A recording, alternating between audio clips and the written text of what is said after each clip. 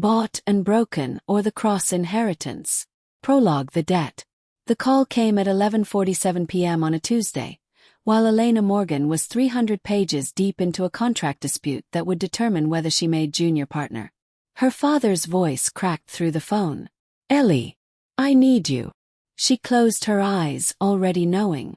The tremor in his words, the hour, the way he used her childhood nickname like a talisman against consequence. How much this time? Silence. Then, they sold it. A debt. Some private collector bought the whole thing. Elena's pen stilled against the margin notes. 18 months of payments, carefully negotiated with the casino's management. Her mother's mortgage, her brother's tuition, all of it balanced on a knife's edge while Robert Morgan promised, swore, he was done. Who bought it? I don't know. They just said someone would contact you. Ellie, I'm sorry. She ended the call. The email arrived 4 minutes later. No subject line. A single sentence and an address in Midtown Manhattan. Asterisk: Ms. Morgan, we should discuss your family's outstanding obligation. Tomorrow, 6 p.m. Come alone. Asterisk. The sender, D. Cross, Cross Capital Holdings. Elena stared at her reflection in the dark window of her Williamsburg studio apartment. 28 years old, Columbia Law. A closet full of theory suits purchased on credit, and a father whose weakness had become her inheritance. She'd spent her entire adult life building walls between herself and Robert Morgan's choices. Apparently, she hadn't built them high enough. The penthouse occupied the entire 47th floor of a glass tower that sliced into the Manhattan skyline like a shard of ice. Elena gave her name to the security desk, was escorted to a private elevator with marble walls and no buttons. The car rose in silence. When the doors opened, she stepped into a space that redefined wealth as religion. Floor-to-ceiling windows framed the city in chiaroscuro, a million lights against gathering dark.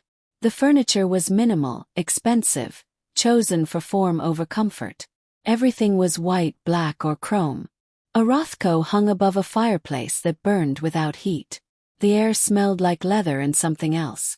Old paper. Expensive scotch. Control. Ms. Morgan. A turn. The man standing in the doorway to what might have been a study was not what she expected. The internet had provided images. Forbes profiles, real estate journals, a single charity gala photo where Damien Cross stood apart from the crowd with a champagne flute and dead eyes. But photographs couldn't capture the physical fact of him. 6'3", maybe taller. Dark suit that had been tailored by someone who understood architecture. Black hair, severe bone structure. The kind of face that might have been handsome if it ever softened. Didn't.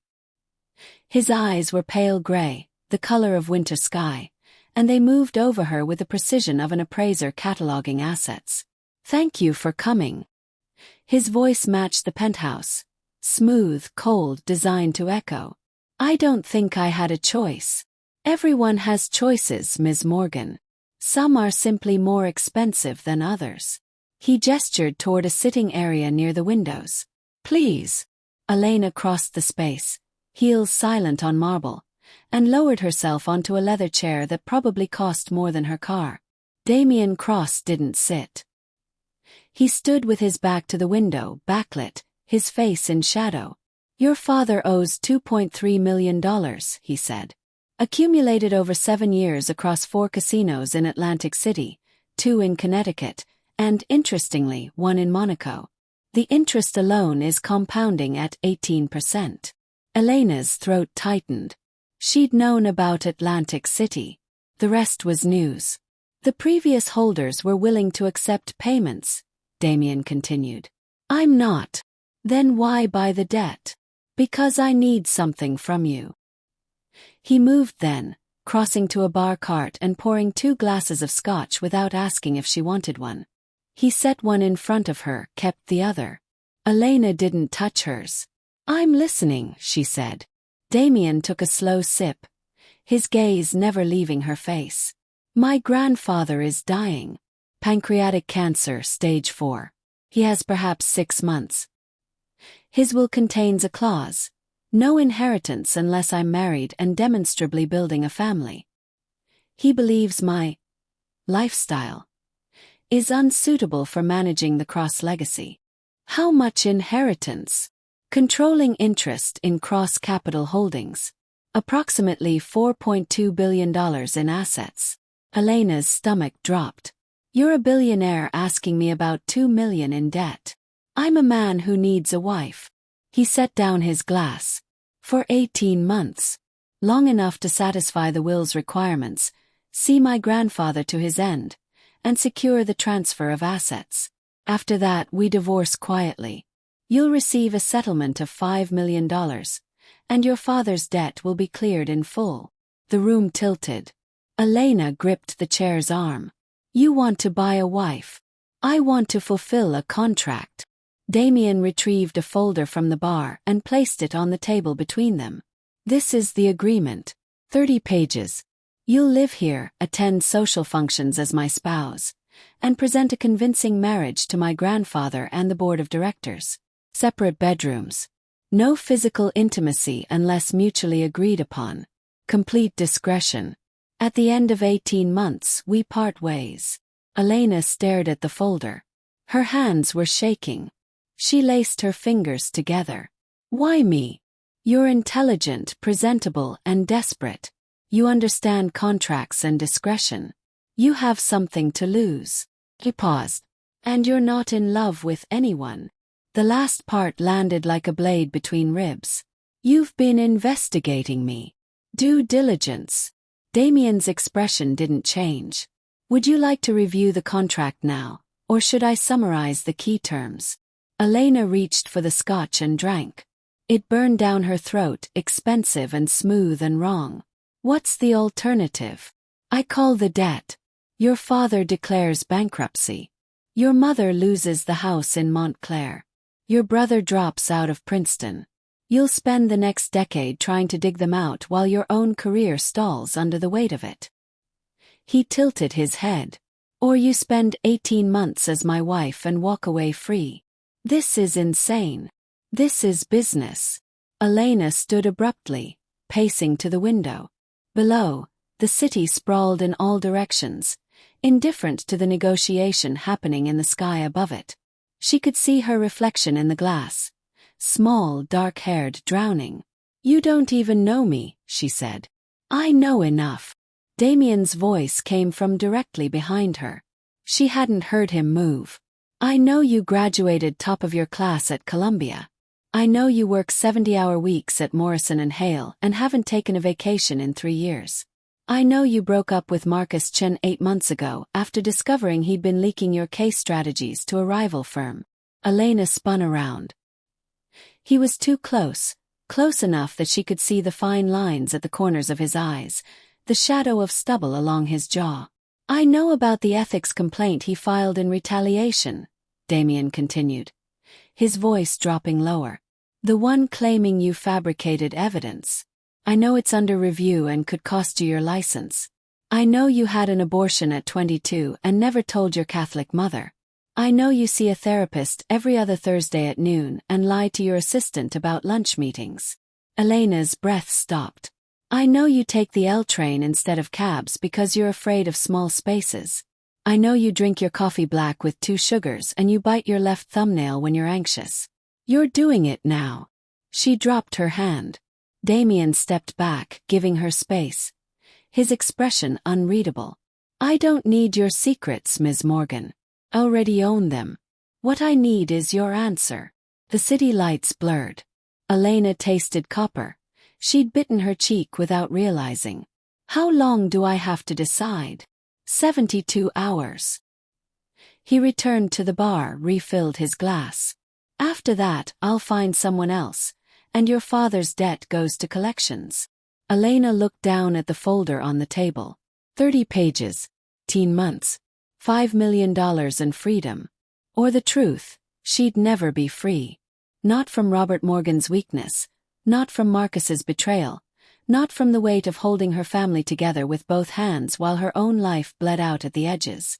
I'll need to read the full contract, she heard herself say. Damien's mouth curved. Not quite a smile. Of course.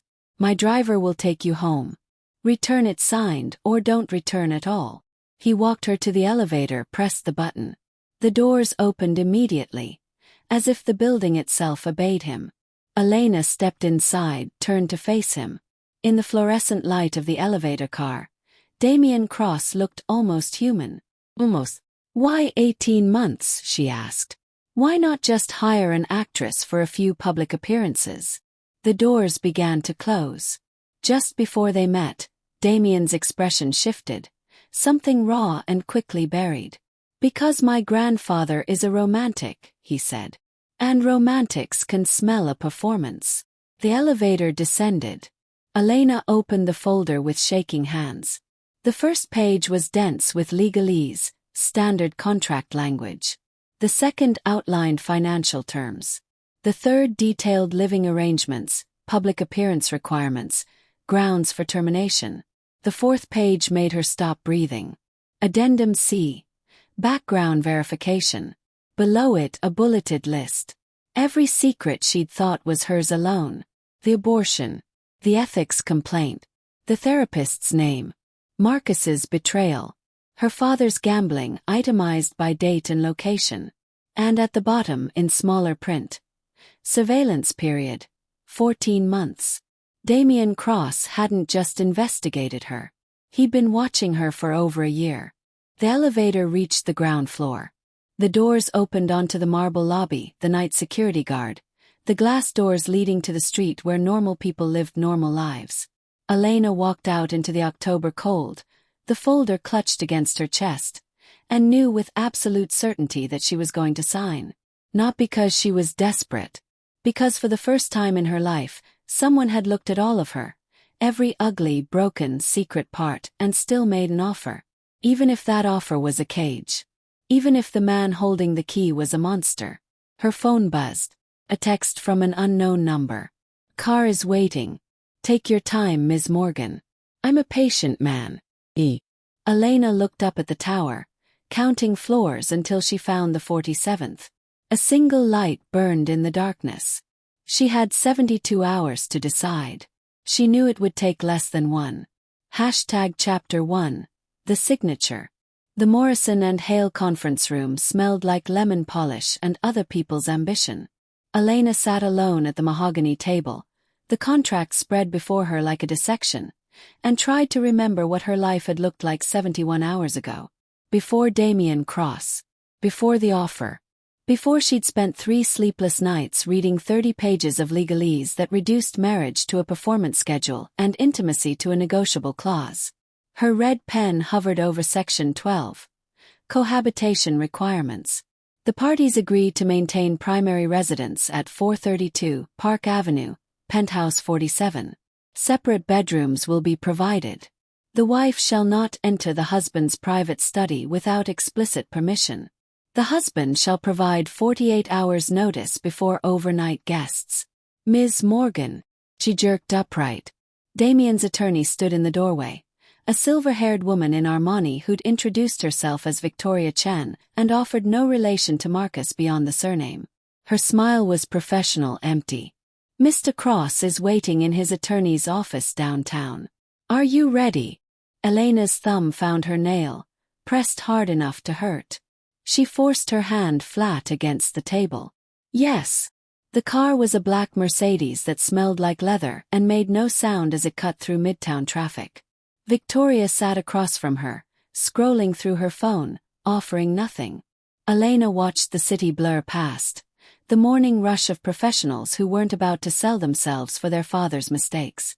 Damien's law firm occupied 3 floors of a building in Tribeca that probably cost more per square foot than Elena's entire apartment. The reception area was all glass and steel, a receptionist who looked like she'd stepped out of Vogue, abstract art that might have been meaningful or might have been expensive. Both probably. Victoria led her past conference rooms where serious men in serious suits negotiated serious money. They took a private elevator to the top floor. "Conference room A," Victoria said, gesturing to double doors at the end of a hallway lined with photographs of Manhattan's skyline across decades. "Mr. Cross is inside. I'll witness the signatures and file the marriage license this afternoon." The ceremony is scheduled for tomorrow at City Hall, 10 a.m. Just a formality. The judge is a family friend. That fast? Victoria's expression didn't change. Mr. Cross doesn't believe in delays. She opened the doors and stepped aside. The conference room was smaller than Elena expected. Intimate. Floor-to-ceiling windows overlooked the Hudson River, morning light turning the water to hammered silver. A single table, 6 chairs, and Damien Cross standing with his back to the door, phone pressed to his ear. Don't care what the zoning board says. Buy them. His voice was cold, clipped. I want that property by Friday. He ended the call without saying goodbye, turned. Elena's breath caught.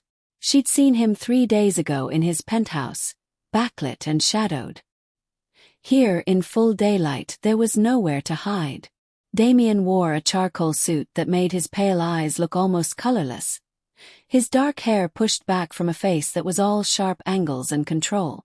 He looked like something carved from marble, beautiful in the way that weapons were beautiful. Ms. Morgan. He didn't smile. Please sit. She crossed to the table, set down her bag. The contract was already laid out, 2 copies, flagged with signature tabs in a dozen places. Her hands were shaking. She laced her fingers together. Damien sat across from her, Victoria taking position at the head of the table with a notary seal. Do you have questions? Damien asked. Elena had 1,000. He chose one. Section 18. Physical intimacy. It says, unless mutually agreed upon. She met his gaze. What does that mean? It means I won't touch you without your explicit consent. His expression was unreadable. And you won't touch me without mine. But your grandfather, if he expects. He expects a marriage, not a performance. Damien's jaw tightened. We'll be convincing in public. What happens in private is governed by the contract. Nothing more. Victoria cleared her throat. If there are no other questions, we should proceed. Mr. Cross has a board meeting at 11. Of course he did. Elena picked up the pen Victoria offered, clicked it once. The sound was too loud in the quiet room. She signed the first page. Then the second. Her name in blue ink, over and over. Each signature a small death of the person she'd been 72 hours ago. Damien signed after her. His movements efficient, practiced. He'd probably signed 100 contracts this month. This was just another acquisition. Congratulations, Victoria said, notarizing the final page. You're legally bound as of this signature. The marriage ceremony tomorrow is purely ceremonial, but required for the public record. Elena stared at her name next to Damien's. Elena Morgan. Damien Cross. Soon to be Elena Cross, at least on paper. The movers will arrive at your apartment at 2 p.m. today, Damien said, standing. Pack what you need. Anything you can't fit, put in storage. I'll cover the cost. Victoria will provide you with credit cards, building access, and a new phone. Your number is compromised. Compromised. Marcus Chen has called you 16 times in the past 3 days. Damien's voice went flat. He won't have the new number. Elena's stomach turned. You're monitoring my phone. I'm protecting my investment. He buttoned his jacket. The penthouse staff will have dinner ready at 7. I'll be home by 8. We should discuss the schedule for next week. My grandfather wants to meet you. He was already moving toward the door, already done with her. Elena stood abruptly. Wait. Damien stopped, turned. For a moment, something flickered across his face. Surprise, maybe. As if he'd forgotten she could speak without permission. I need to tell my family something, Elena said. They'll ask questions. What do I say? Tell them we met through work. Brief courtship. I'm private, you're private, we'd appreciate discretion. His gaze held hers. Tell them you're happy. And if they don't believe me, make them believe you. You're a lawyer, Ms. Morgan. Surely you know how to sell a narrative. He left. Victoria gathered the contracts. Offered Elena a manila envelope thick with documents. Everything you need is inside. "Welcome to the family, Mrs. Cross." The name landed wrong like a coat that didn't fit. Elena took the envelope and walked out into the hallway, past the photographs of Manhattan across time, into the elevator that dropped her back to ground level. The Mercedes was waiting. The driver opened the door without speaking. She gave him her Williamsburg address and watched Tribeca disappear behind her. The movers arrived exactly at 2 p.m., 3 men in Cross Capital Holdings uniforms who packed her entire life into boxes in under an hour. Elena stood in the center of her emptying studio and felt nothing. 5 years in this apartment. The radiator that clanked in winter. The view of the Brooklyn rooftops. The coffee shop downstairs where the barista knew her order. All of it dissolving like it had never been real. Her phone buzzed. The old one. Not the new iPhone Victoria had provided in a box with her name already engraved on the back. Marcus's number. She answered before she could stop herself. "Ellie." His voice was warm, familiar poison. "I heard a rumor. Tell me it's not true."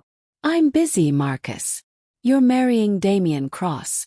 "Jesus Christ, Ellie, do you know what he is?" "I know exactly what he is. He destroys people. That's his business model, buy their debt, break them down, take everything." "Is that what you want?" Elena watched the movers carry out her bookshelf. "What I want is for you to stop calling me. I'm trying to help you. You filed a false ethics complaint that could end my career. You don't get to help me anymore." She ended the call, blocked the number, and dropped the old phone in the trash. The new phone buzzed immediately. A text from a number saved as Damien. "The movers should be finished soon. Text when you're en route. Security needs advance notice." No greeting. No warmth. Just logistics. Elena typed back. "Understood." 3 dots appeared, disappeared. Then, "This doesn't have to be a war, Elena. Just a contract." She stared at the message. He'd used her first name. Not Ms. Morgan. Elena. Then why does it feel like a surrender? She typed, then deleted it. Instead, "See you at 8. The penthouse was exactly as she remembered. White, black, chrome, cold. But now her boxes were stacked in the second bedroom, a space as large as her entire former apartment. Floor-to-ceiling windows overlooked Central Park. A king bed with white linens. An empty closet that could hold 50 people. A prison cell for the very rich. Elena unpacked methodically. Clothes in the closet. Books on the built-in shelves. Laptop on the desk. She was hanging her last dress when she heard it. Piano music. Faint, coming from somewhere deeper in the penthouse. She checked her phone. 7:47 p.m. Damien wasn't supposed to be home yet. Elena followed the sound down a hallway she hadn't explored, past modern art and closed doors, until she reached the end. The door was ajar, warm light spilling out. She pushed it open. The room was a study. Dark wood, leather chairs, a desk covered in architectural drawings. But dominating the space was a black grand piano, and at the piano sat Damien Cross with his jacket discarded, sleeves rolled up, playing Chopin's Nocturne in E-flat major. His eyes were closed. His hands moved across the keys with a grace that seemed impossible from a man who'd spent the morning buying people. The music was achingly beautiful, vulnerable in a way that made Elena's chest tighten. She must have made a sound. Damien's eyes opened, his hands stilling mid-phrase. "I didn't hear you arrive," he said. "I didn't mean to interrupt. You're not." He stood, rolled down his sleeves with precise movements. The vulnerability was gone, shuttered. "Did the movers damage anything?" "No. Everything's fine." They stood in awkward silence. The piano between them, the unfinished Nocturne hanging in the air. "I didn't know you played," Elena said. "There's a lot you don't know about me." Damien crossed to the desk, straightened a stack of papers that didn't need straightening. "Dinner is ready. We should eat." He moved past her into the hallway. Elena glanced back at the piano, then at the desk. The architectural drawings were for a building, a children's hospital by the look of it. detailed renderings, budget projections, a site plan for somewhere in Brooklyn Heights. And pinned to the corner of the corkboard above the desk, a photograph. A little girl, maybe 7 years old, with dark hair and pale gray eyes. Damien's eyes. She was laughing, holding a paintbrush, covered in what looked like finger paint. Elena's breath stopped. Elena! Damien's voice from the hallway, sharp. Now! She pulled herself away from the photograph and followed him to the dining room, where a table set for two waited under a chandelier that cost more than her law school tuition. They ate in near silence. Pasta, salad, wine she barely tasted. Damien asked about her apartment, the movers, whether she needed anything else. She answered in monosyllables. The photograph burned in her mind.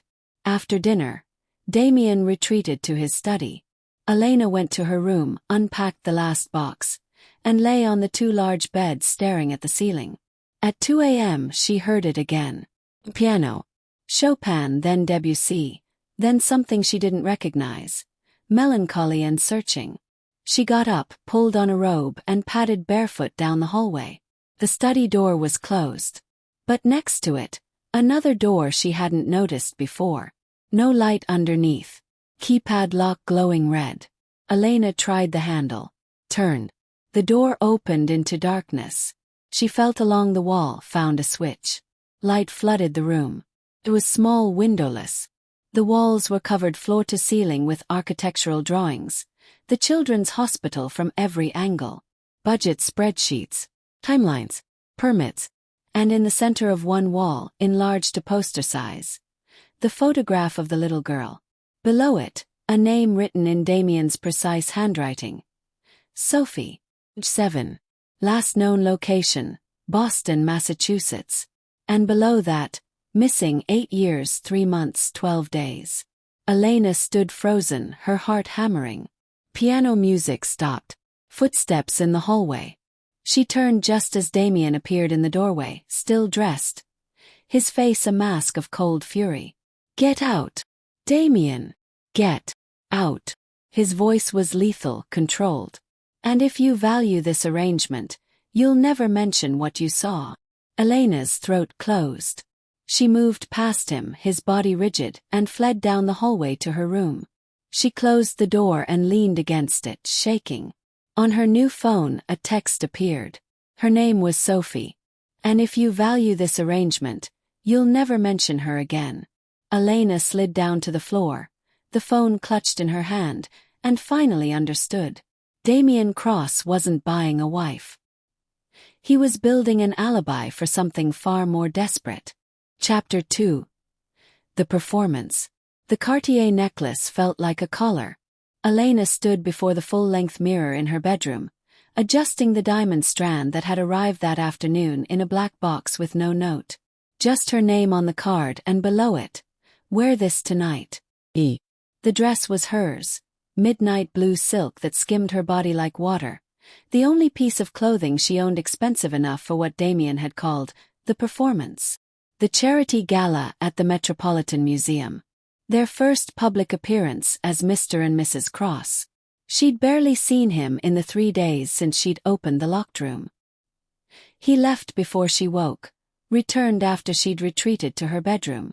They communicated through texts, logistical, brief, stripped of anything human.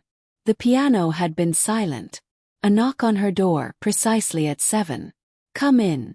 Damien entered, and Elena's breath caught despite herself. He wore a tuxedo that had been cut by someone who understood that clothing could be architecture. Black on black, sharp enough to draw blood. His dark hair was swept back, his pale eyes assessing her with the same precision he'd use on a contract. "You look acceptable," he said. "You're a poet." Something flickered across his face. Amusement, maybe, quickly buried. He pulled a small box from his pocket. "Give me your hand." Elena extended her left hand. Damien slid a platinum wedding band onto her fourth finger. Simple, elegant, heavy with meaning she didn't want to examine. His fingers were warm against her skin.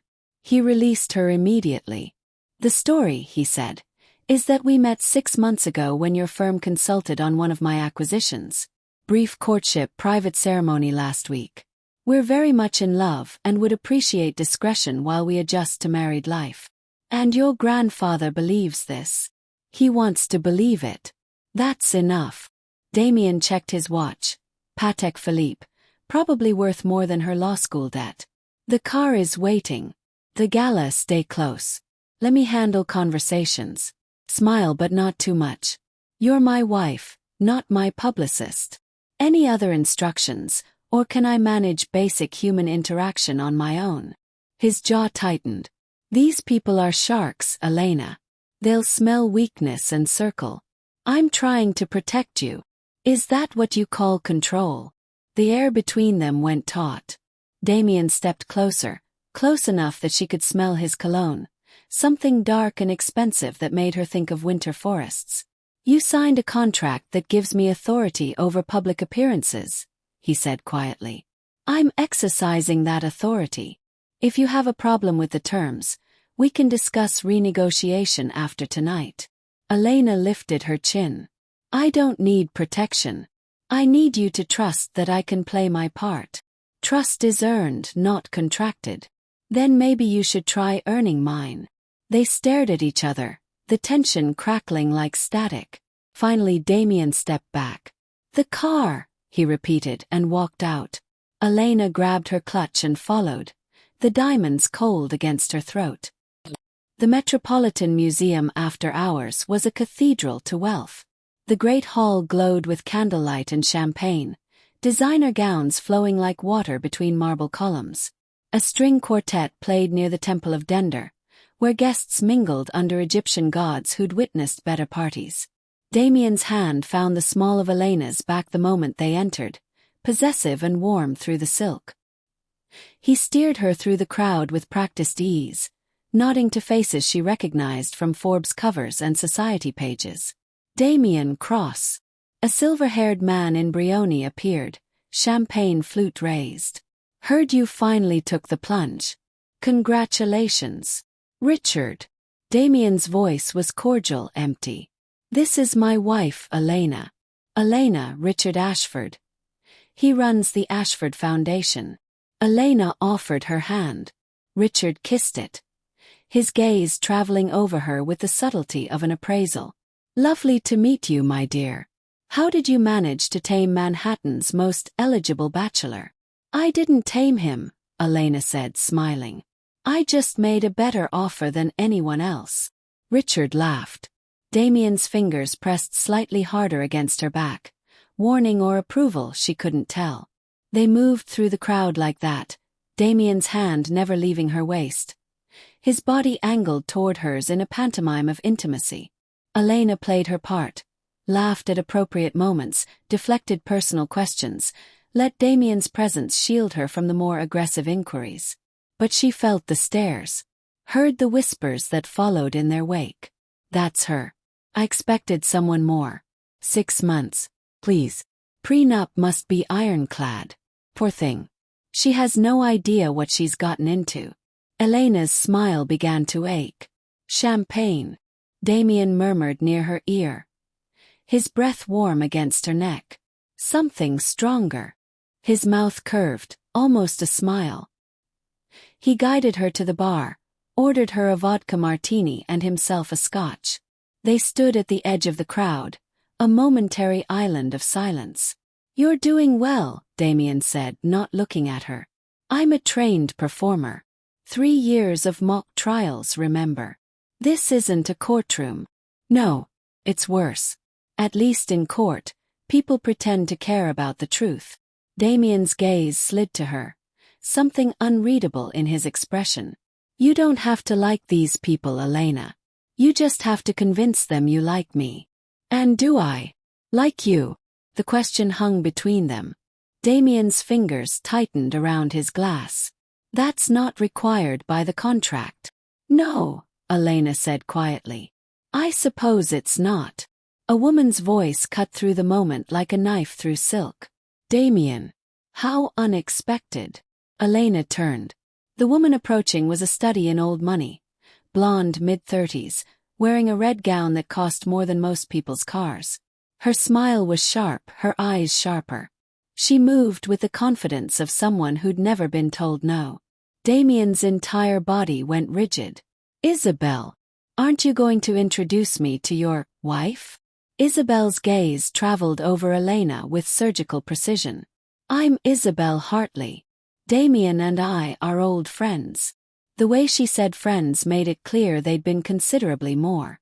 Elena Cross, Elena said, extending her hand. Lovely to meet you. Isabel's handshake was brief, cold. Cross. How quickly you've taken his name. Most modern women hyphenate, at least. Most modern women aren't married to Damien. No, Isabel agreed, her smile widening. They're smart enough to escape. Damien's hand returned to Elena's waist, pulling her fractionally closer. If you'll excuse us. Oh, don't run off. I'm sure Elena would love to hear about your last charity gala. What was her name? The brunette from Christie's. Isabel tapped her chin in mock thought. You went through 3 of them that season, didn't you? Or was it 4? Elena felt Damien's fingers flex against her back. She set down her martini and turned to face Isabel fully. I appreciate the concern, Elena said, her voice level. But I'm not particularly interested in my husband's past relationships. I'm more focused on our present. How refreshing. Most wives want to know what they're competing against. I don't compete. I win. Elena smiled. Now, if you'll excuse us, I promised Damien a dance. She took Damien's hand and led him toward the dance floor before Isabel could respond. Behind them, she heard the other woman's laugh, brittle and sharp. The quartet was playing something slow, romantic. Couples swayed under the temple's ancient stones. Damien pulled Elena into his arms with practiced ease, one hand at her waist, the other capturing hers. They moved together in silence. He was a good dancer, of course he was. Probably had lessons from age 5. Thank you, he said finally. For that. For what? Playing my part. For not letting her draw blood. His gaze met hers, and for a moment the mask slipped. Isabel is persistent. She's in love with you. She's in love with my portfolio. Damien spun her gently, pulled her back. There's a difference. Is there? The question landed harder than Elena intended. Damien's expression shuttered. Yes, he said quietly. There is. The song ended. Applause rippled through the crowd. Damien released her, stepped back, and Elena felt the loss of his warmth like a physical thing. I need to speak with the board chair, he said. Will you be all right alone for a few minutes? I'm a grown woman, Damien. I can manage. He hesitated, then nodded and disappeared into the crowd. Elena made her way to the ladies' room, needing a moment away from the performance. The bathroom was all marble and gold fixtures, empty except for an attendant who offered her a towel with a smile. Elena washed her hands, checked her lipstick, and was turning to leave when Isabel emerged from one of the stalls. Course. Elena. Isabel moved to the mirror, reapplying her own lipstick with slow precision. I hope I didn't upset you earlier. I have a terrible habit of speaking my mind. No need to apologize. Good. Because I'd hate for you to misunderstand my intentions. Isabel capped her lipstick, turned to face Elena directly. I'm trying to help you. I don't need help. Don't you? Isabel's smile was pitying. Damien Cross doesn't love Elena. He acquires. He controls. He uses people until they're no longer useful, and then he discards them like last season's fashion. I've seen it happen to a dozen women. Smart women. Strong women. Women who thought they could change him. Elena's chest tightened. I'm not trying to change him. Then what are you trying to do? Because from where I'm standing, you look like a woman who's in over her head. Isabel stepped closer, her voice dropping. He'll destroy you. Maybe not today, maybe not next month. But eventually, you'll wake up and realize you've given him everything. your time, your dignity, your sense of self, and he'll have given you nothing but money and an empty bed. You don't know anything about our marriage. I know Damien. That's enough. Isabel picked up her clutch. When it ends, and it will end, don't say I didn't warn you. She swept out, leaving Elena alone with the attendant, who was studiously pretending she hadn't heard every word. Elena's hands were shaking. She gripped the marble counter, stared at her reflection. The diamonds at her throat caught the light, throwing fractured rainbows across her skin. He'll discard you like all the others. She thought of the locked room, the photograph of Sophie, the piano music at 2 a.m. Damien Cross was a lot of things. But he wasn't what Isabel thought he was. Was he? Elena straightened her dress, lifted her chin, and walked back into the gala. She found Damien near the temple, deep in conversation with two men in expensive suits. He saw her approaching and immediately excused himself, meeting her halfway. Everything all right? His gaze searched her face. Fine. Just needed a moment. His eyes narrowed. You saw Isabel. She had some interesting theories about our marriage. Damien's jaw tightened. What did she say? That you're going to destroy me. That you use people and discard them. That I'm a fool for thinking this is anything but a transaction. Elena met his gaze steadily. Is she right? The question hung between them, sharp and necessary. Around them the gala continued. Laughter, champagne, the quartet playing something bright and meaningless. Yes, Damien said finally. And no, that's not an answer. It's the only one I have. He stepped closer, his voice dropping. I am going to use you, Elena. That's the contract. But I'm not going to destroy you. And when this ends, you'll walk away with everything I promised. Your freedom, your family's security, your life back. What if I don't want my life back? The words escaped before she could stop them. Damien's expression shifted. Surprise, then something darker, more dangerous. Don't, he said quietly. Don't confuse the performance with reality. This isn't real. Then why does it feel real? Because you're a good actress. His hand found her waist again, pulling her close as another couple drifted past. To anyone watching, they looked like newlyweds stealing a moment. And because I'm paying you to make it feel real. The words landed like a slap. Elena stepped back, breaking his hold. I need air. She walked away before he could respond, through the crowd, past the champagne and the diamonds and the people who thought they knew what love looked like when it was really just another transaction. She found a balcony overlooking Fifth Avenue, the November air cold against her bare shoulders.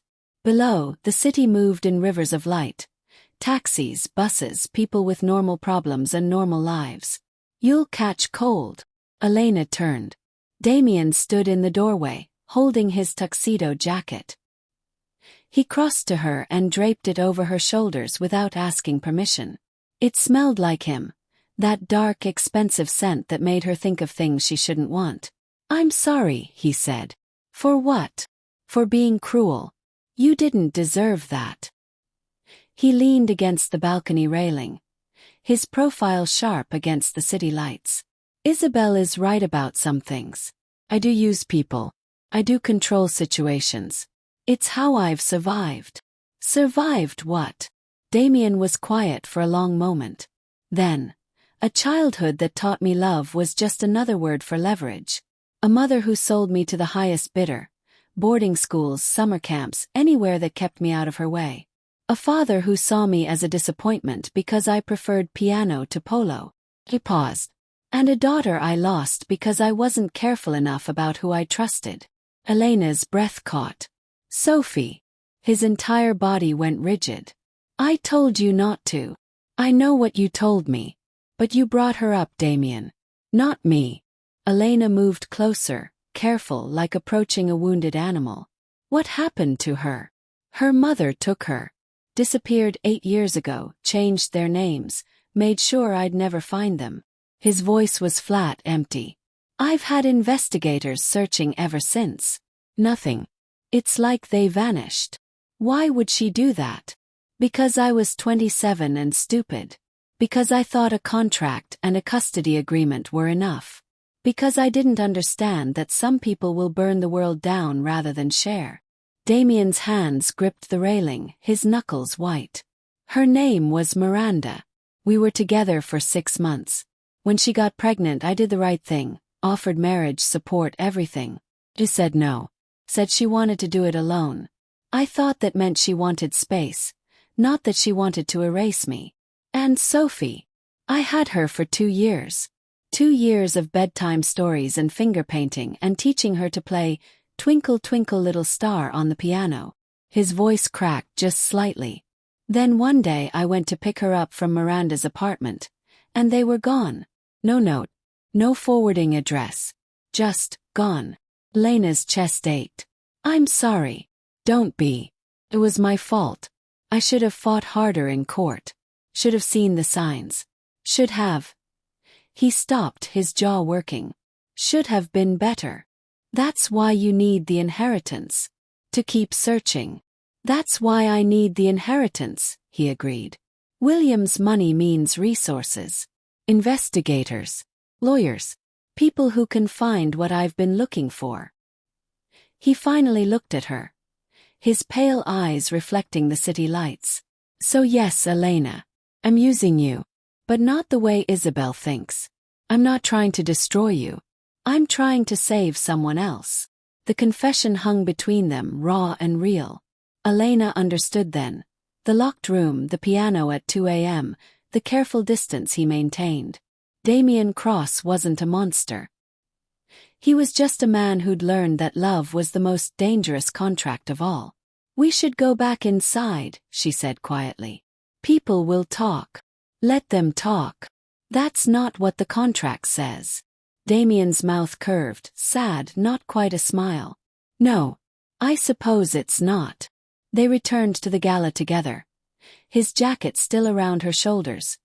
His hand finding her waist with a gentleness that felt different than before. They danced twice more, spoke with the board chair and his wife, made their excuses at 11. In the car ride home, Damien's phone buzzed constantly. He ignored it, staring out the window at the city streaming past.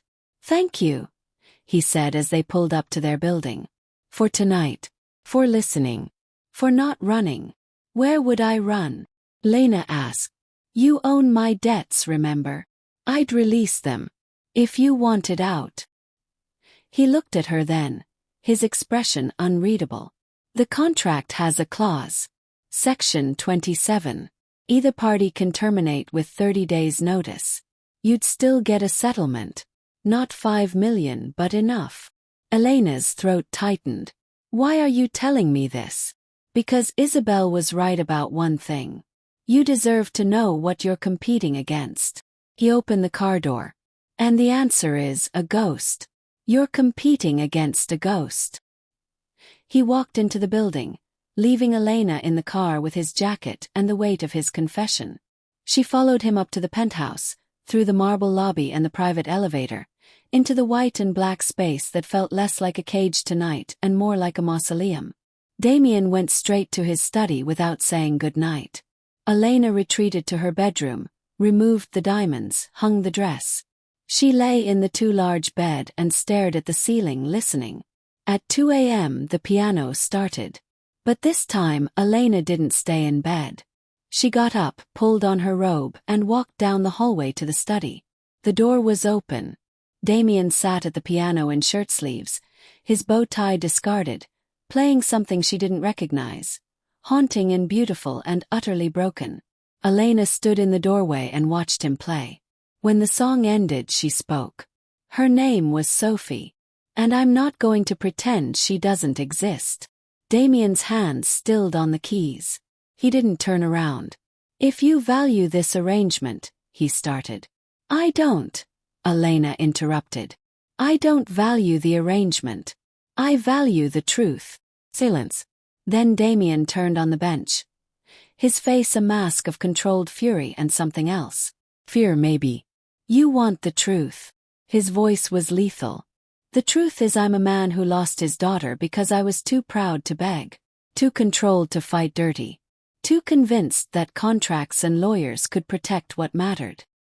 He stood, crossed to her in 3 strides. The truth is I bought you because I'm terrified of being alone in this. Of failing again.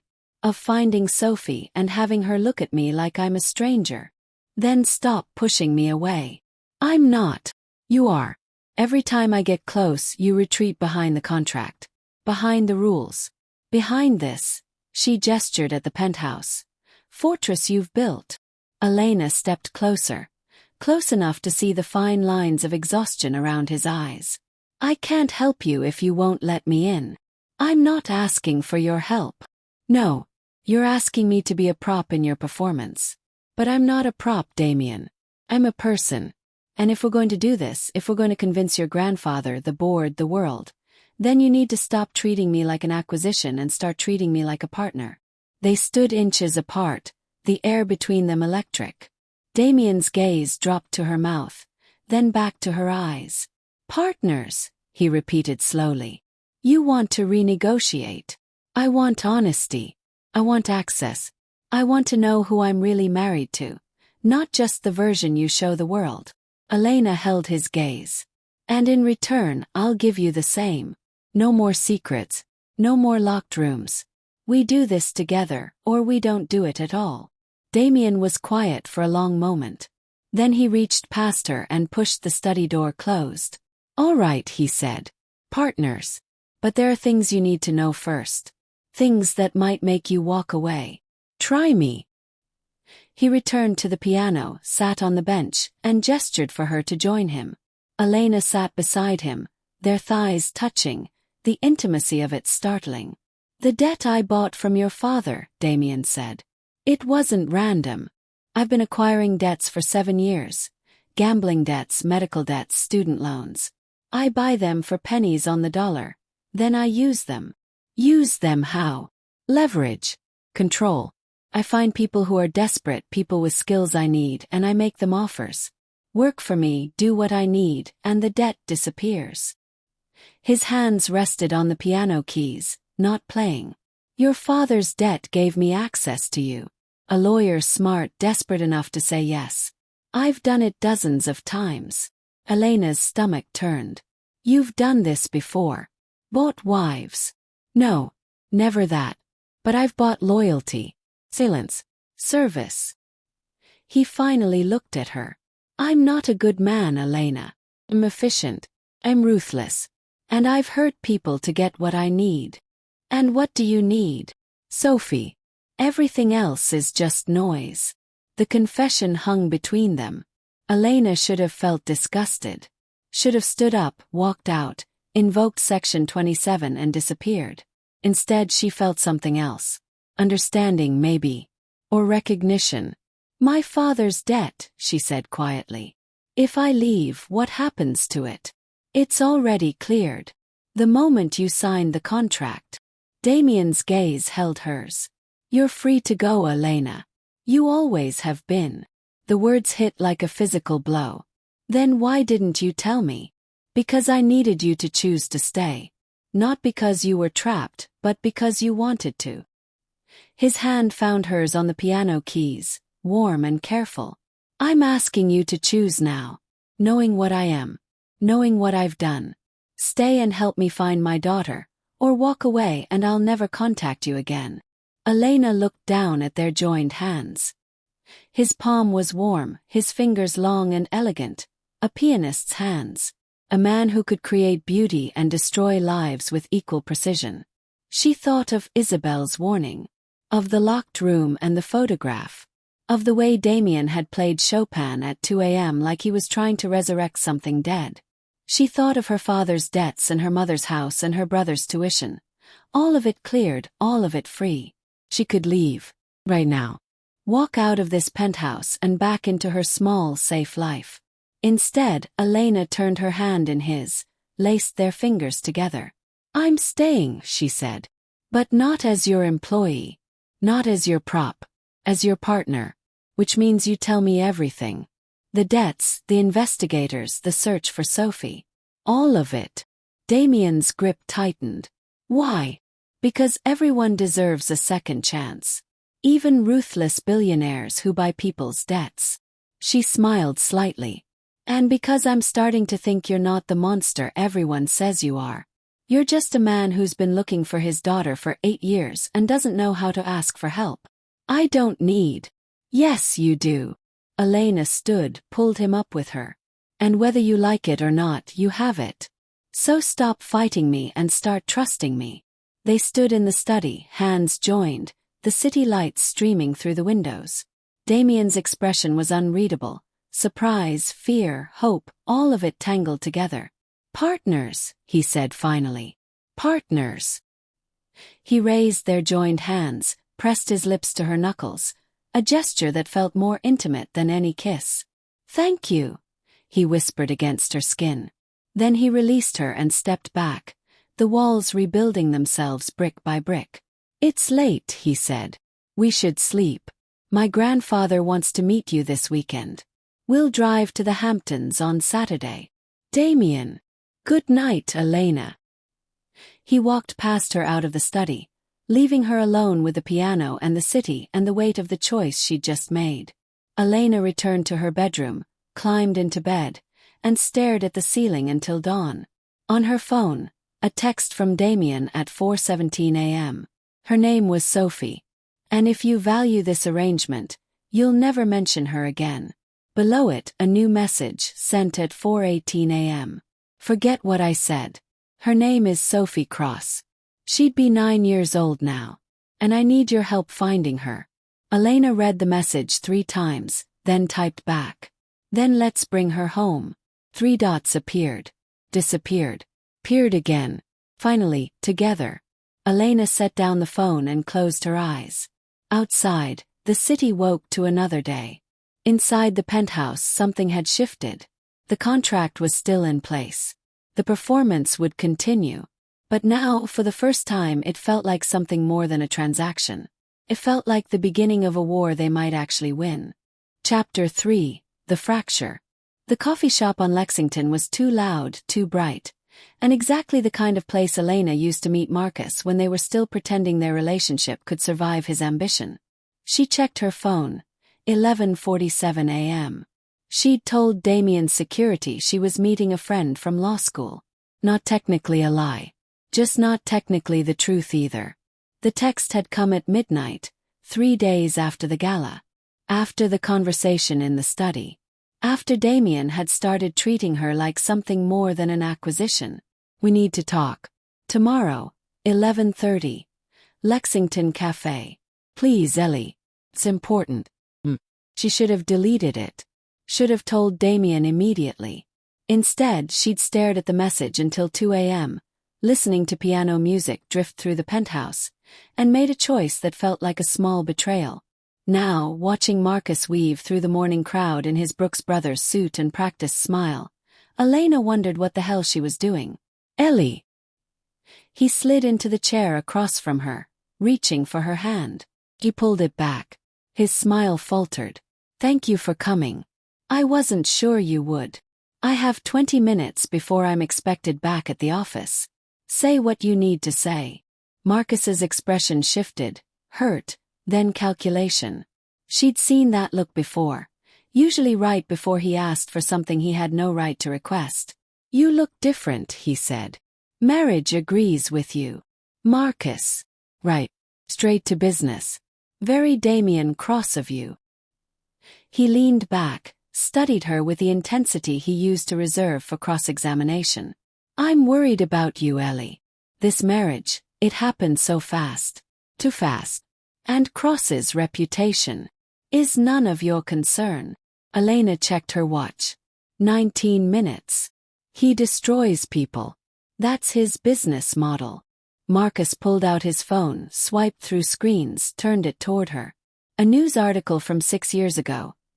Cross Capital Acquisition leaves family homeless. Below it, another. Real estate mogul's debt collection tactics under fire. And another. Cross Holdings accused of predatory lending. Elena's stomach tightened. She'd known about Damien's debt acquisition business. He'd told her himself. But seeing it in print, the faces of the people he'd ruined staring out from archived articles, made it real in a way his confession hadn't. My parents, Marcus said quietly, lost their restaurant because of him. 3 generations gone. He bought their debt, called it in full, took the property, and flipped it for twice what they owed. They declared bankruptcy 6 months later. Elena's breath caught. Marcus, I'm not asking for revenge. I'm asking you to be careful. He reached across the table again, and this time she let him take her hand. His palm was warm, familiar, safe. Whatever he's promised you, whatever he's paying you, it's not worth what he'll take. He's a predator, Ellie. And you're exactly the kind of prey he prefers. Smart, desperate, convinced you can handle him. I can handle him. Can you? Because from where I'm sitting, you look like a woman who's in over her head. His grip tightened. Come home. Whatever debt your father owes, we'll figure it out together. You don't need to sell yourself to a man like Cross. The words landed wrong. Patronizing, possessive. Elena pulled her hand back. You filed a false ethics complaint that could end my career. You leaked my case strategies to opposing counsel. You betrayed every confidence I ever gave you. Her voice was level, cold. And now you're sitting here pretending to care about my welfare. Where was this concern 6 months ago when you were trying to destroy me? Marcus flinched. That was a mistake. I was angry, hurt. You were ambitious. And I was in your way. Elena stood, gathering her bag. Whatever you think you know about my marriage, whatever game you're playing, stop. Damien Cross is my husband. My choice. And you don't get to have an opinion about it anymore. She was turning to leave when Marcus spoke again, his voice dropping low. He's been watching you, Ellie. For over a year before you even met. Did he tell you that? Did he mention the surveillance, the investigators, the file he built on every aspect of your life? Elena's blood went cold. She turned slowly. How do you know that? Marcus's smile was sad. Because I'm not the only one who's worried about you. There are people who've been hurt by Cross, who are keeping track of his movements. When you showed up at that penthouse when the marriage license was filed, they reached out to me. Asked me to warn you. Warn me about what? That you're not his first acquisition. Just his latest. Marcus pulled out a business card, set it on the table. When you're ready to leave, and you will be ready, Ellie, call this number. They can help. Protection, legal support, everything you need to get out safely. Elena stared at the card. No name, just a phone number in embossed black ink. I don't need protection from my husband. Not yet. But you will. Marcus stood, straightened his tie. I loved you, Ellie. Maybe I still do. And I can't stand by and watch him destroy you the way he destroyed my family. He walked out, leaving the card on the table between the coffee cups and the weight of his accusations. Elena's phone buzzed. A text from an unknown number. Your husband would like to know why you're meeting with Marcus Chen. Security. Her heart stopped. She grabbed the card, shoved it in her bag, and walked out into the November cold. The penthouse was silent when she returned at 6 p.m. Her hands still shaking from the confrontation with Damien's head of security in the lobby.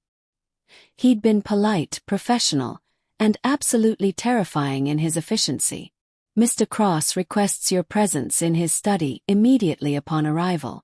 Elena dropped her bag in her bedroom, checked her reflection, composed, controlled, no hint of the panic clawing at her chest, and walked down the hallway to the study. Damien stood at the window, his back to the door, phone pressed to his ear. I don't care what it costs. I want that property. His voice was ice. Buy them out or buy them off. I don't care which. He ended the call without saying goodbye, turned. The look on his face made Elena's breath stop. Sit down. Damien. Sit down. She sat in one of the leather chairs, her spine straight, her hands laced in her lap. Damien crossed to his desk, picked up a tablet, and set it in front of her. The screen showed security footage from the coffee shop. Her and Marcus, hands joined across the table. His expression earnest and hers conflicted. Explain, Damien said. Elena's throat tightened. He texted me last night. It was to meet. I thought. You thought you'd lie to my security and meet with your ex-boyfriend who has a documented history of trying to destroy your career.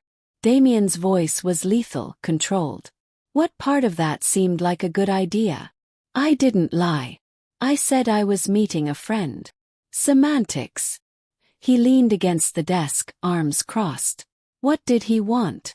To warn me about you. Warn you? He said you destroyed his parents, their restaurant, that you bought their debt and took everything. Elena met his gaze. Is it true? Damien's jaw tightened. Yes. The confirmation hit like a physical blow. Elena had known. He'd told her himself about the debt acquisition business, but hearing it connected to Marcus's family made it real in a way that felt like betrayal. Why didn't you tell me? Because it's not relevant to our arrangement. Damien pushed off the desk, paced to the window. Chen's parents owned a restaurant in Brooklyn Heights. Prime real estate, terrible management, worse debt. They borrowed against the property to cover losses, then borrowed more to cover the first loans. By the time I acquired their debt, they were 6 months from foreclosure anyway. So you just accelerated it. I gave them options. Restructure, sell to me directly, leaseback arrangement. They refused everything. His voice was flat. So I called in the debt, took the property and sold it. That's business, Elena. Not personal. It was personal to them. To Marcus. Marcus Chen is a vindictive ex who's using his parents' misfortune to manipulate you. Damien turned, his pale eyes cold. And you fell for it. The accusation stung. Elena stood abruptly. I didn't fall for anything. I listened to someone who was worried about me. Someone who filed a false ethics complaint. Someone who leaked your case strategies. Someone who's now suddenly concerned about your welfare. Damien's voice rose slightly. Use your brain, Elena. He wants something. Maybe he just wants to help. No one helps for free. Everyone wants something. He crossed to her in 3 strides, close enough that she could see the fury in his eyes. What did he offer you? Elena's hand went instinctively to her bag, where Marcus's card burned like evidence. Nothing. You're lying. I'm not. Show me your bag. The demand hung in the air between them. Elena's chest tightened. No. Elena. No. She stepped back, putting distance between them. You don't get to search my belongings like I'm a suspect. I'm your wife, not your employee. You're both. And the contract gives me authority over public appearances and living arrangements. Not over my privacy. Not over who I talk to. Her voice shook. You said we were partners. Partners don't spy on each other. Partners don't have their security follow their spouse and report back. Damien's expression shifted. Something raw flickering across his face before the mask rebuilt itself. I'm protecting you. From what? From Marcus. From myself. Or from the truth about who you really are. You know who I am. I told you. You told me you acquire debts. You didn't tell me you destroy families. You didn't tell me Marcus's parents lost everything because of you. Elena's hands were shaking. She pressed them against her sides. How many others, Damien? How many families have you ruined while building your empire? The question landed like a blade. Damien's jaw worked, his hands flexing at his sides. Dozens, he said finally. Maybe more. I stopped counting. The confession hung between them, ugly and true. Elena felt something crack in her chest. Not surprise but disappointment. She'd wanted him to deny it. To explain it away. To be something other than what Marcus had warned her about. Get out, Damien said quietly. What? Get out. Go to your room. I can't. He turned away, his shoulders rigid. I can't look at you right now. Elena's throat closed. Damien. Go. She went, walking on numb legs down the hallway to her bedroom. She closed the door and leaned against it, her breath coming in short gasps. On her phone, a text from Marcus. Sorry. I didn't mean to cause problems. Just wanted you to know the truth. Below it, another from an unknown number. The offer stands. When you're ready, friend. Elena stared at the messages, then at the business card in her bag. She could call. Right now. Get out. Walk away from the contract, from Damien, from the whole mess. Instead, she deleted both messages and threw the card in the trash. She didn't see Damien for the rest of the night. At 11 p.m., she heard his study door close. At midnight, the piano started. Not Chopin this time, but something harsh and discordant, notes crashing against each other like violence. 2 a.m. it stopped. Elena lay in bed, staring at the ceiling, and tried to reconcile the man who'd confessed about Sophie with the man who'd destroyed Marcus's family without blinking. Her phone buzzed. Text from Damien. Sorry. For the surveillance. For not telling you about the Chens. For being what I am. Elena stared at the message, her thumb hovering over the keyboard. Finally she typed, "Are you sorry for what you did or sorry I found out?" 3 dots appeared. Disappeared. Appeared again. Both. And neither. I'd make the same choices again if it meant finding Sophie. Does that make me a monster? Elena closed her eyes. I don't know. That's fair. She should have left it there.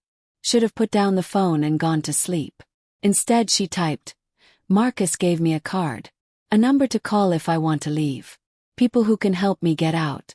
The 3 dots appeared immediately, then vanished. A full minute passed before Damien responded. "Are you going to call it?" "I don't know." Another long pause. Then, "If you do, I won't stop you. The contract has a termination clause. Section 27. I meant what I said, you're free to go. Why do you keep saying that?" "'Cause I need you to choose to stay. Not because you're trapped. Not because you're afraid. But because you want to be here." Lena's chest ached. She typed, "What if I don't know what I want? Then figure it out. But do it here. Give me a chance to prove I'm more than the sum of my worst choices."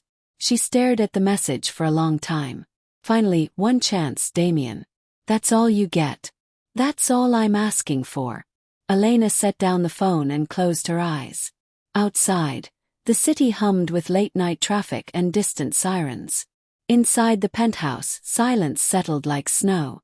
3 a.m. she got up, pulled on her robe, walked down the hallway to the study. The door was open. Damien sat at his desk, surrounded by papers and photographs, the investigation files on Sophie. He looked up when she entered, his expression guarded. "Can't sleep?" he asked. "Neither can you." He gestured to the files. New lead. Investigator thinks he found a school record in Boston. Girl matching Sophie's description, right age. Enrolled under a different last name 2 years ago. Elena crossed to the desk, looked down at the photograph clipped to the file. A school picture.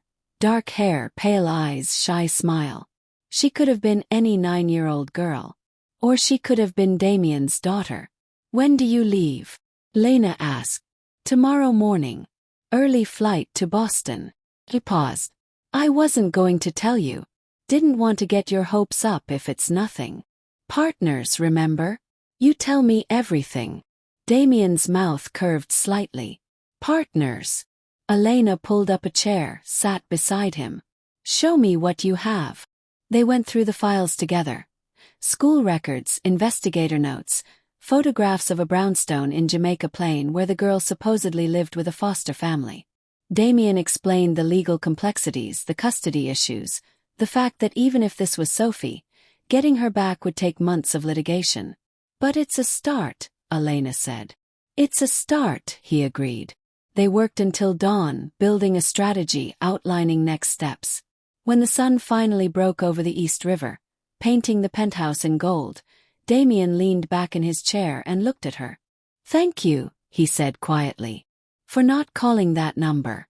For staying." "I didn't stay for you," Elena said. "I stayed for Sophie. She deserves to have her father back. Even if her father is a monster." Elena thought about Marcus's accusations. About the families Damien had destroyed. About the cold efficiency with which he'd built his empire on other people's desperation. Even then, she said. Because monsters can change. If they have a reason to. Damien's expression shifted. Hope and fear and something else she couldn't name. Come with me, he said. To Boston. I know it's not in the contract, but I'll come. You don't have to. I know. But I want to. Elena stood stretched. Partners, remember? We do this together. Damien stood as well, moved closer. For a moment she thought he might touch her, take her hand, pull her close, bridge the distance between them. Instead he stepped back, the walls rebuilding themselves. Flight leaves at 9. Backlight. We'll be back tonight. He walked past her out of the study, leaving her alone with the files and the morning light and the weight of the choice she'd made. Elena returned to her room, packed a small bag, and tried not to think about the card she'd thrown away. Tried not to wonder if she'd just made the biggest mistake of her life, or the first real choice. At 8:30 a.m., she met Damien in the penthouse foyer. He wore jeans and a black sweater, the first time she'd seen him in anything other than a suit. He looked younger, more human, almost vulnerable. Ready? He asked. Elena thought about Marcus's warning. About the families Damien had destroyed. About the man who played Chopin at 2 a.m. and had been searching for his daughter for 8 years. Ready, she said. They took the elevator down together, stepped out into the morning cold, and climbed into the waiting car. As they pulled away from the building, Elena's phone buzzed one last time. A text from Marcus. It's not too late to change your mind. She deleted it without responding and turned off her phone. Beside her, Damien stared out the window at the city streaming past. His jaw tight. His hands clenched in his lap. Elena reached over and took his hand. He startled, looked down at their joined fingers, then up at her face. Whatever we find in Boston, she said quietly, we face it together. Damien's grip tightened. Together. The car merged onto the FDR drive, heading toward LaGuardia and whatever waited for them in Boston. Behind them, Manhattan rose against the morning sky. Glass towers and old money and secrets buried under layers of concrete and ambition. Ahead, the unknown. And between them, for the first time, something that felt dangerously close to trust. Chapter 4. The Unraveling. The Hamptons' house wasn't a house. It was a statement rendered in weathered shingles and old money. Elena stood in the circular drive while Damien retrieved their bags from the Range Rover, studying the estate that had raised him. 3 stories of gray cedar shake, white trim gleaming like teeth, windows that reflected the November sky in fractured pieces. Behind it, she could hear the Atlantic, a constant low roar that sounded like warning. My grandfather bought this in 1962, Damien said, appearing beside her with both bags.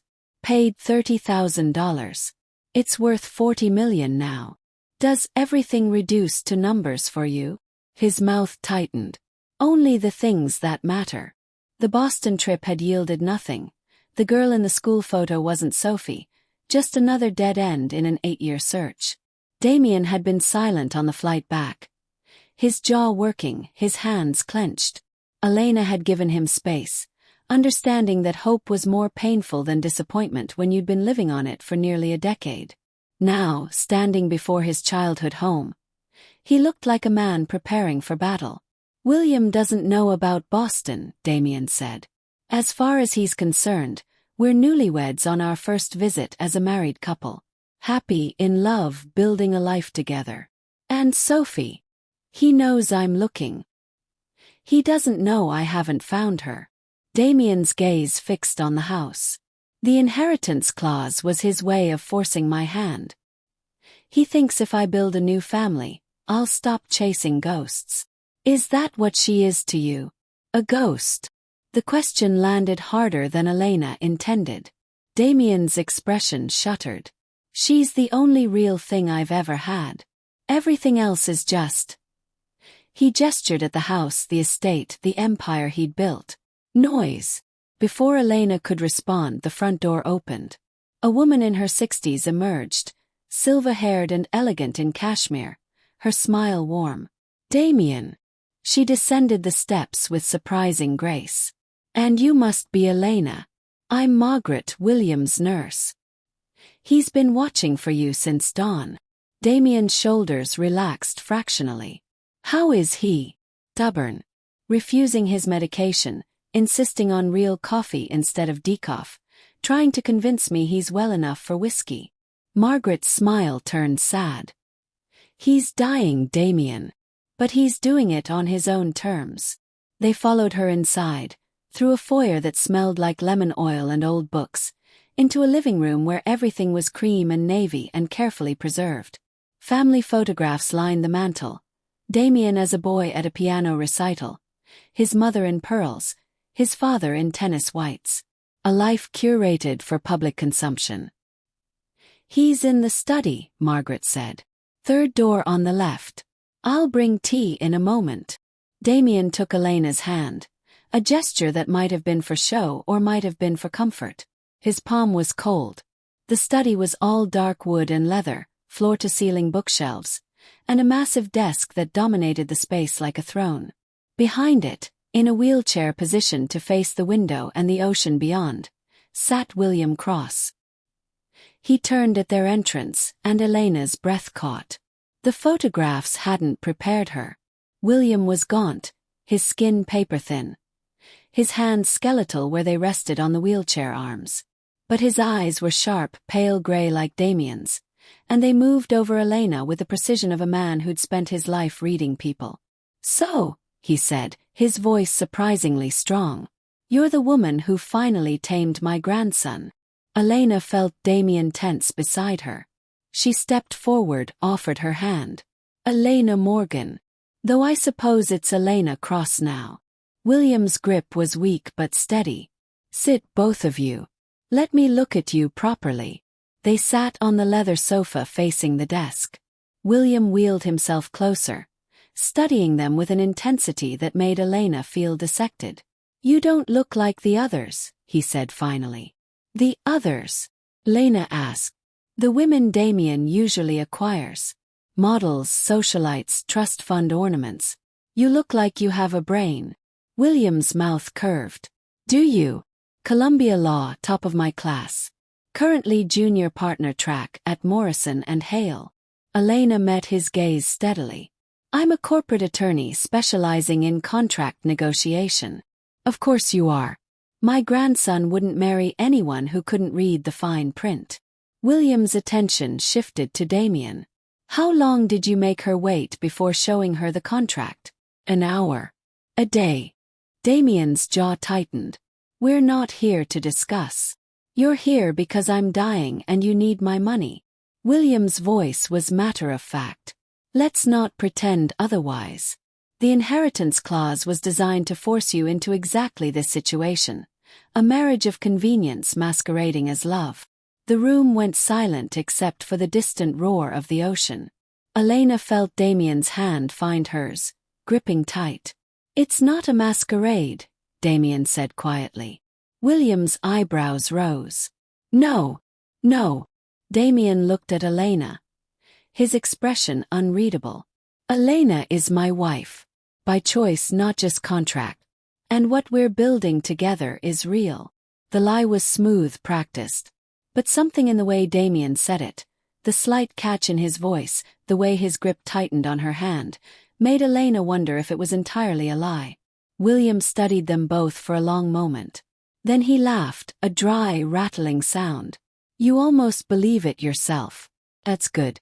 You'll need that conviction when the board tries to contest the inheritance. He wheeled himself to the window, looked out at the gray Atlantic. But I didn't ask you here for a performance. I asked you here because I'm dying, and I'd like to know my grandson actually has a chance at happiness before I go. I'm happy, Damien said, the words automatic. You're controlled. There's a difference. William turned his wheelchair to face them again. Elena, would you mind giving us a moment? I'd like to speak with Damien alone. Elena started to stand, but Damien's grip on her hand tightened, holding her in place. Anything you need to say to me, you can say in front of my wife.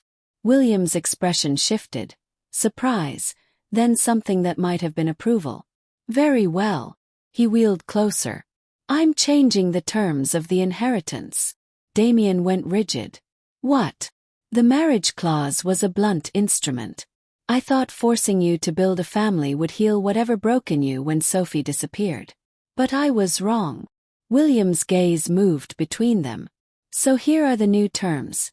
You get the inheritance regardless of marital status. No conditions. No requirements. It's yours when I die, which my doctors assure me will be within 3 months. The words hung in the air like smoke. Elena felt Damien's hand go slack in hers. Why? He asked, his voice barely above a whisper. Because I'm tired of manipulating you. Because you've spent 8 years searching for your daughter with a desperation that would break lesser men. Because you deserve the resources to find her without having to perform for me first. William's expression softened. And because if this marriage is real, if Elena is more than just another acquisition, then you don't need my money to keep her. She'll stay on her own. Damien's face had gone pale. You're releasing the clause. I'm releasing you. Both of you. William looked at Elena. The contract you signed, I assume there was one, is now void. You're free to leave whenever you choose. Damien will still inherit, your family's debts are cleared, and you can walk away with whatever settlement you negotiated. Elena's chest tightened. She looked at Damien, saw something crumbling behind his eyes. I don't understand, Damien said. You've spent months insisting on this. The marriage, the family, the performance. Why change it now? Because I'm dying, and I'd like to die knowing I didn't force my grandson into another cage. William's voice went rough. You've spent your whole life in cages, Damien. Your mother's expectations, your father's disappointment, Miranda's betrayal. I won't add mine to the collection. Margaret appeared in the doorway with a tea tray. She took one look at the room's atmosphere and quietly retreated. The paperwork is on my desk, William continued. I'll have my attorney file it Monday. The inheritance transfers on my death, no strings attached. You can divorce, stay married, do whatever you want. It's your life. Finally. He wheeled himself past them toward the door, then paused. Elena, he said without turning. You remind me of my wife. She had your eyes, the kind that see through bullshit. She'd have liked you. He glanced back at Damien. Don't let this one go because you're afraid of wanting something real. You've paid enough for your mistakes. He left, Margaret's voice drifting from the hallway as she scolded him about overexertion. Elena and Damien sat in silence, hands still joined, the ocean roaring beyond the windows. He knows, Elena said finally. About the contract. About everything. He's always known. Damien's voice was hollow. He just wanted to see if I'd go through with it anyway. And now. Damien released her hand, stood, crossed to the window. His reflection in the glass looked fractured, incomplete. Now you're free to leave. The contract is void. Your family's debts are cleared. You can walk out of here and never see me again. Elena's throat tightened. Is that what you want? What I want is irrelevant. The terms have changed. You're no longer bound to me. That's not what I asked. Damien's shoulders tensed. What do you want me to say, Elena? That I want you to stay. That somewhere between the contract and Boston and this moment, I started to forget this was a transaction. He turned, his expression raw. That I'm terrified you'll leave now that you don't have to stay. The confession hung between them, unguarded and true. Elena stood slowly, crossed to him. I'm terrified too, she said quietly. Because I don't know what this is anymore. If it's still a performance, or if it became something else when I wasn't looking. Damien's hand lifted, hesitated, then cupped her face with a gentleness that made her chest ache. I don't know how to be anything but this, he said, his thumb brushing her cheekbone. Controlled. Transactional. Using people to get what I need. I don't know how to just. He stopped, his jaw working. I don't know how to be someone worth staying for. Then learn. Elena took his hand, the one touching her face, and held it between both of hers. You have 3 months before William dies. 3 months before the inheritance transfers and this all becomes real. Use that time to figure out who you are when you're not performing. When you're not controlling. When you're just Damien Cross, father of Sophie, searching for his daughter. And you. I'll use it to figure out if I'm staying because I have to or because I want to. She smiled slightly. Partners, remember? We figure it out together. Damien's expression shifted. Hope and fear and something dangerous that looked like want. He pulled her closer, his forehead resting against hers. His breath warm against her lips. I'm going to disappoint you, he whispered. Probably. I'll disappoint you too. Elena's hands found his chest, felt his heart hammering beneath the cashmere. But maybe that's what real looks like. Disappointing each other and choosing to stay anyway. For a moment she thought he might kiss her. His gaze dropped to her mouth, his grip tightening on her waist. The air between them went electric, charged with months of restraint and careful distance. Then Damien stepped back, releasing her, the walls rebuilding themselves brick by brick. We should find Margaret. Get settled before dinner. His voice was controlled again, empty. William likes to eat at 6. Very particular about schedules. He walked past her out of the study, leaving Elena alone with the ocean view and the weight of what had almost happened. She pressed her fingers to her lips, still feeling the ghost of his breath, and wondered what the hell she was doing. Her phone buzzed. A text from an unknown number. Congratulations on your freedom. The offer still stands if you need it. Friend. Elena stared at the message, then at the doorway where Damien had disappeared. She could leave. Right now. Walk out of this house, this marriage, this increasingly complicated arrangement. Instead, she deleted the message and followed Damien upstairs to the guest room Margaret had prepared. Dinner was tense, careful.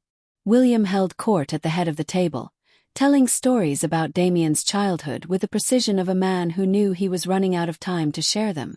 Damien was quiet, his responses clipped, his attention fixed on his untouched plate. Elena filled the silence, asking questions, laughing at appropriate moments, playing the role of interested daughter-in-law. But she felt Damien's tension like a physical thing, coiled and ready to snap. After dinner, William retreated to his room with Margaret's assistance. Damien disappeared to the library without a word. Elena found herself alone in the guest room, staring at the ocean through windows that rattled with wind. At midnight, she gave up on sleep and went looking for him. She found him on the beach. He stood at the water's edge in jeans and a jacket, hands in his pockets, watching the waves crash against the shore in rhythmic violence. The moon was nearly full, turning the ocean to hammered silver. Elena descended the wooden stairs from the bluff, her feet sinking into cold sand. Damien didn't turn at her approach, but his shoulders tensed. Couldn't sleep, she asked, stopping beside him. Never could. Not here. His voice was rough, barely audible over the waves. This house, it's full of ghosts. My mother's disappointment. My father's indifference. The child I was before I learned that love was just another form of leverage. Tell me about her. Your mother. Damien was quiet for so long Elena thought he wouldn't answer. Then, Catherine Cross, née Ashford. Old money, older expectations. She married my father because it was what her family wanted. A merger of dynasties. She had me because it was expected. And she resented me every day after because I reminded her of everything she'd given up. What did she give up? Freedom. The artist she wanted to be. He picked up a stone, threw it into the surf. She painted before me. Watercolors mostly. The locked room in the penthouse. That was her studio once. After I was born, she never painted again. Just threw herself into charity galas and society pages, and making sure everyone knew the Cross family was perfect. And your father? Richard Cross, real estate developer, emotional vacancy. He wanted a son who'd take over the business. Instead he got a son who preferred Chopin to board meetings. Damien's jaw tightened. He died when I was 23. Heart attack at his desk. I inherited everything, the company, the properties, the debts. And the knowledge that I'd disappointed him right up until the end. Elena's chest ached. She moved closer, their shoulders touching. And Sophie? How does she fit into all this? Damien's breath caught. Sophie was. He stopped, his voice breaking. She was the first person who loved me without conditions. Without expectations. She'd climb into my lap while I was working and demand I play Twinkle Twinkle. She'd paint terrible pictures and tape them to my office walls. She'd fall asleep on my chest and I'd sit there for hours, terrified to move, terrified to break the spell. She sounds perfect. She was. Is. He turned to Elena finally, his face raw in the moonlight. And I lost her because I was too proud to fight dirty. Too convinced that courts and lawyers and contracts could protect what mattered. Miranda knew my weakness. She knew I'd try to do everything by the book. So she just disappeared before I could stop her. That's not your fault, isn't it? I chose Miranda because she was controllable. Because she seemed like someone who wouldn't demand too much. I didn't love her. I just needed her to give me Sophie. And when she took Sophie away, I realized I'd been so busy controlling the situation that I'd never actually protected what mattered. The confession hung between them, carried away by the wind and the waves. Elena understood then, the surveillance, the contracts, the careful distance. Damien Cross had spent 8 years building walls because the last time he'd let them down, he'd lost everything. Is that why you chose me? She asked quietly. Because I seemed controllable. Damien's expression shifted. Shame and something else. At first, you were desperate, intelligent, bound by the contract. I thought. He stopped, his jaw working. I thought I could keep you at a distance. Use you to get what I needed without risking anything real. And now I'm terrified. He turned to face her fully, his hands finding her arms, gripping gently. Because you're not controllable, Elena. You're not distant. You see through every wall I build and you stay anyway. And I don't know what to do with that. Elena's breath caught. So stop trying to control it. Stop trying to protect yourself from something that might actually be good. What if I hurt you? You probably will. I'll probably hurt you too. She reached up, touched his face, felt the tension in his jaw. But we can survive hurt. We can't survive never trying. Damien's eyes closed, his hand covering hers against his cheek. I don't know how. Then learn. Starting now. She pulled him down, eliminating the careful distance they'd maintained for weeks. His lips met hers with a desperation that stole her breath, not practiced or controlled, just raw want and months of restraint finally breaking. His hands found her waist, pulling her closer. Her fingers threaded through his hair. The ocean roared around them, cold spray misting their skin, but Elena felt only heat, the burn of his mouth, the press of his body, the way he kissed her like she was oxygen and he was drowning. When they finally broke apart, both breathing hard, Damien rested his forehead against hers. This is a terrible idea, he said. Probably. The contract is void. You could leave tomorrow. I could. Elena's hands found his chest, felt his heart hammering. But I'm not going to. Why not? Because I want to see who you become when you stop performing. When you stop controlling. When you're just Damien, searching for his daughter and learning how to let someone in. She pulled back enough to meet his gaze. And because somewhere between the contract and Boston and this moment, I started to care about you. The real you, not the performance. Damien's expression cracked, something raw and vulnerable breaking through. Elena. Don't, she interrupted. Don't analyze it or try to control it. Just let it be.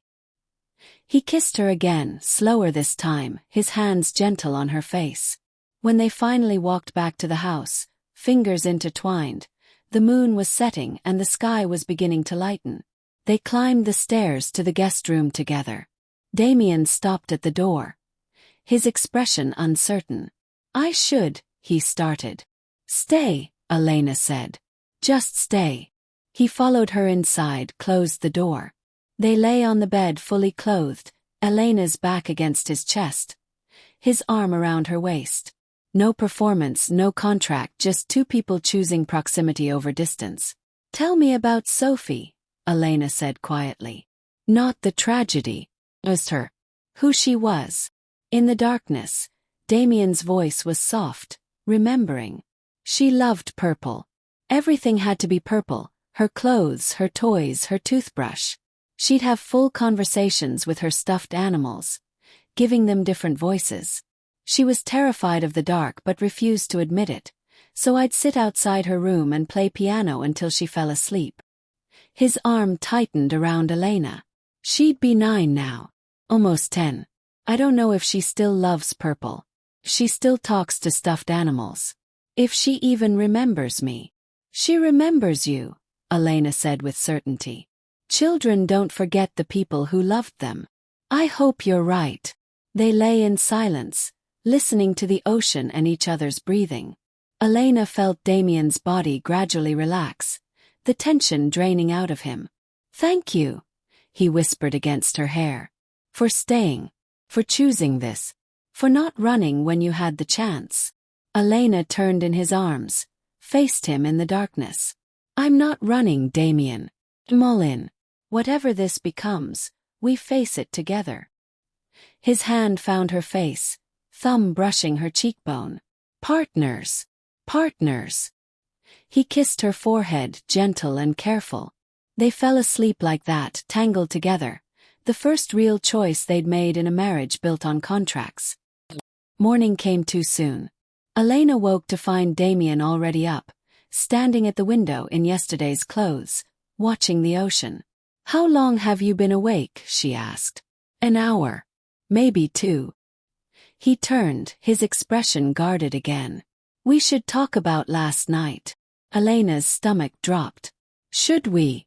The contract is void. What happened between us? He stopped, his jaw working. I don't want you to feel obligated. To think you have to stay because we. Stop. Elena sat up, pushed her hair back. I didn't kiss you because of a contract. I kissed you because I wanted to. Because somewhere in this mess, I started to actually care about you. Elena. And if you're about to tell me it was a mistake, save it. I'm a grown woman. I know what I'm doing. Damien crossed to the bed, sat on the edge. It's not a mistake. That's what terrifies me. Because if this is real, if we're real, then I can hurt you. And I've spent 8 years hurting people to get what I need. Then don't hurt me. Choose differently. Elena took his hand. You're not the same man who lost Sophie. You've spent 8 years searching, learning, becoming someone who might actually deserve to find her. Give yourself credit for that. His grip tightened. What if I find her and she doesn't want me? What if I'm too late? Then you'll survive it. Because you're stronger than you think. Elena moved closer. And because you won't be alone. You'll have me. Damien's expression shifted. Hope and fear and something that looked dangerously like love. He pulled her into his arms, held her like she was the only solid thing in a tilting world. I don't deserve you, he said against her hair. Probably not. But you're stuck with me anyway. A knock on the door interrupted them. Margaret's voice. Breakfast in 20 minutes. William wants to speak with you both. They dressed quickly, separately. The intimacy of the night before giving way to morning awkwardness. But when they descended to the dining room, Damien's hand found Elena's, lacing their fingers together. William sat at the head of the table, looking frilier than yesterday but alert. He watched them enter with sharp eyes. Sit, he said. We need to discuss Sophie. Damien froze. What about her? William pulled a folder from beside his plate, slid it across the table. My investigator found something. A lead in Boston. A foster care placement matching her description, right age, right timeline. Elena felt Damien's hand go slack in hers.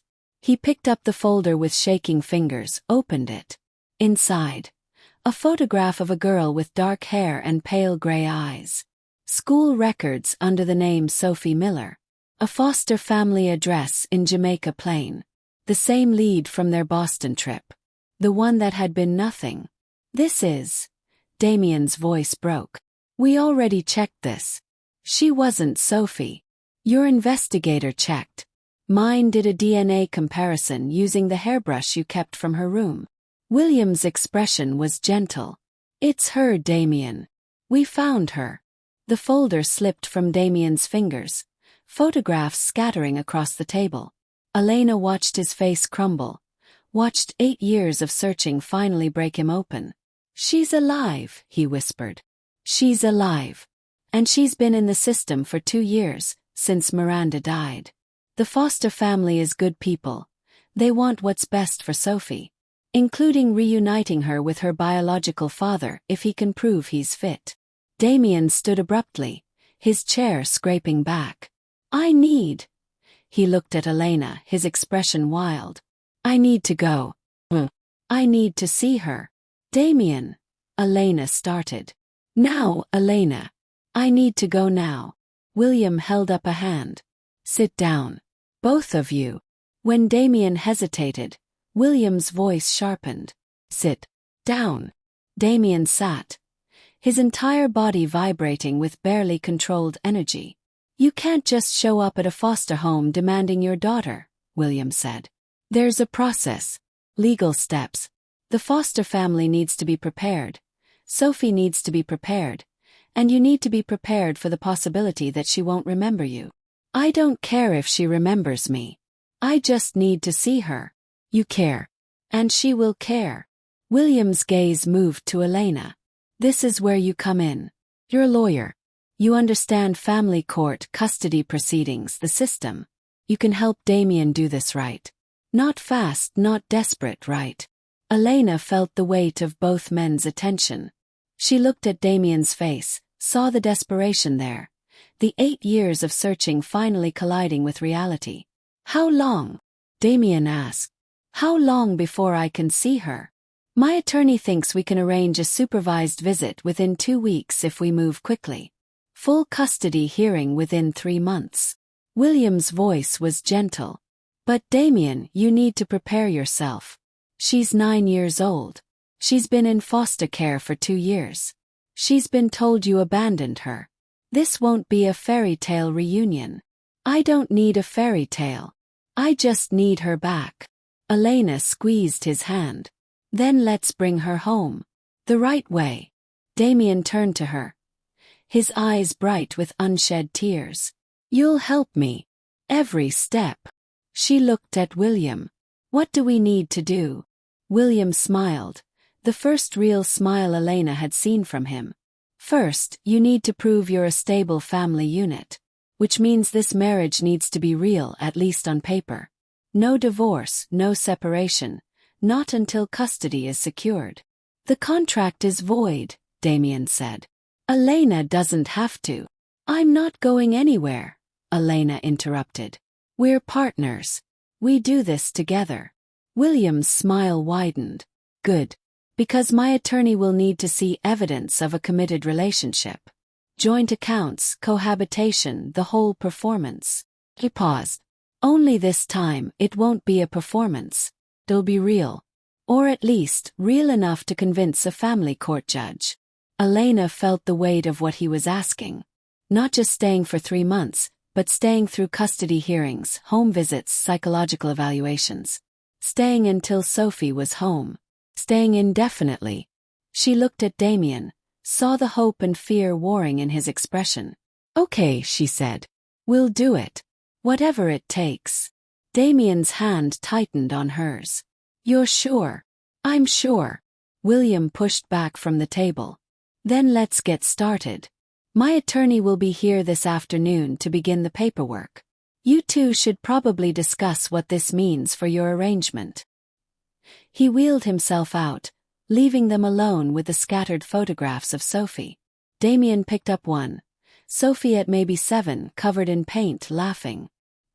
His thumb brushed across her face with heartbreaking gentleness. I can't believe it's real, he said. 8 years. 8 years of searching, and she's been in Boston this whole time. We'll get her back, Elena promised. However long it takes. Damien set down the photograph, turned to face her fully. This changes everything. The contract being void, your freedom, all of it meaningless now. If you stay, you're committing to months of legal proceedings. Home visits, evaluations, proving to strangers that we're a real family. I know. And you're still staying. Elena thought about the contract she'd signed weeks ago. About the woman who'd walked into Damien's penthouse desperate and trapped. About who she'd become since. Stronger, clearer, more certain of what she wanted. I'm staying, she said. Not because of a contract. Not because of money or obligation. But because I want to help you bring your daughter home. And because... She stopped, the truth catching in her throat. Because... Damien prompted, his voice soft. Because I care about you. The real you. And I want to see who you become when you're finally whole again. Damien's expression cracked. He pulled her into his arms, held her like she was the only thing keeping him anchored. Thank you, he whispered against her hair. For choosing this. For choosing me. Elena held him back, feeling his heart hammer against her chest, and wondered what the hell she'd gotten herself into. But as she looked at the photographs scattered across the table, Sophie's smile, Sophie's eyes, Sophie's whole life waiting to be reclaimed, she knew she'd made the right choice. Even if it cost her everything. Even if it broke her heart. Some things were worth the risk. Chapter 5, The Breaking Point. The penthouse felt different when they returned Sunday night. Less like a mausoleum, more like a war room. Elena stood in the kitchen while Damien made coffee at midnight, both of them too wired to sleep. The weekend in the Hamptons had shifted something fundamental. William's revelation about Sophie, the void contract, the kiss on the beach.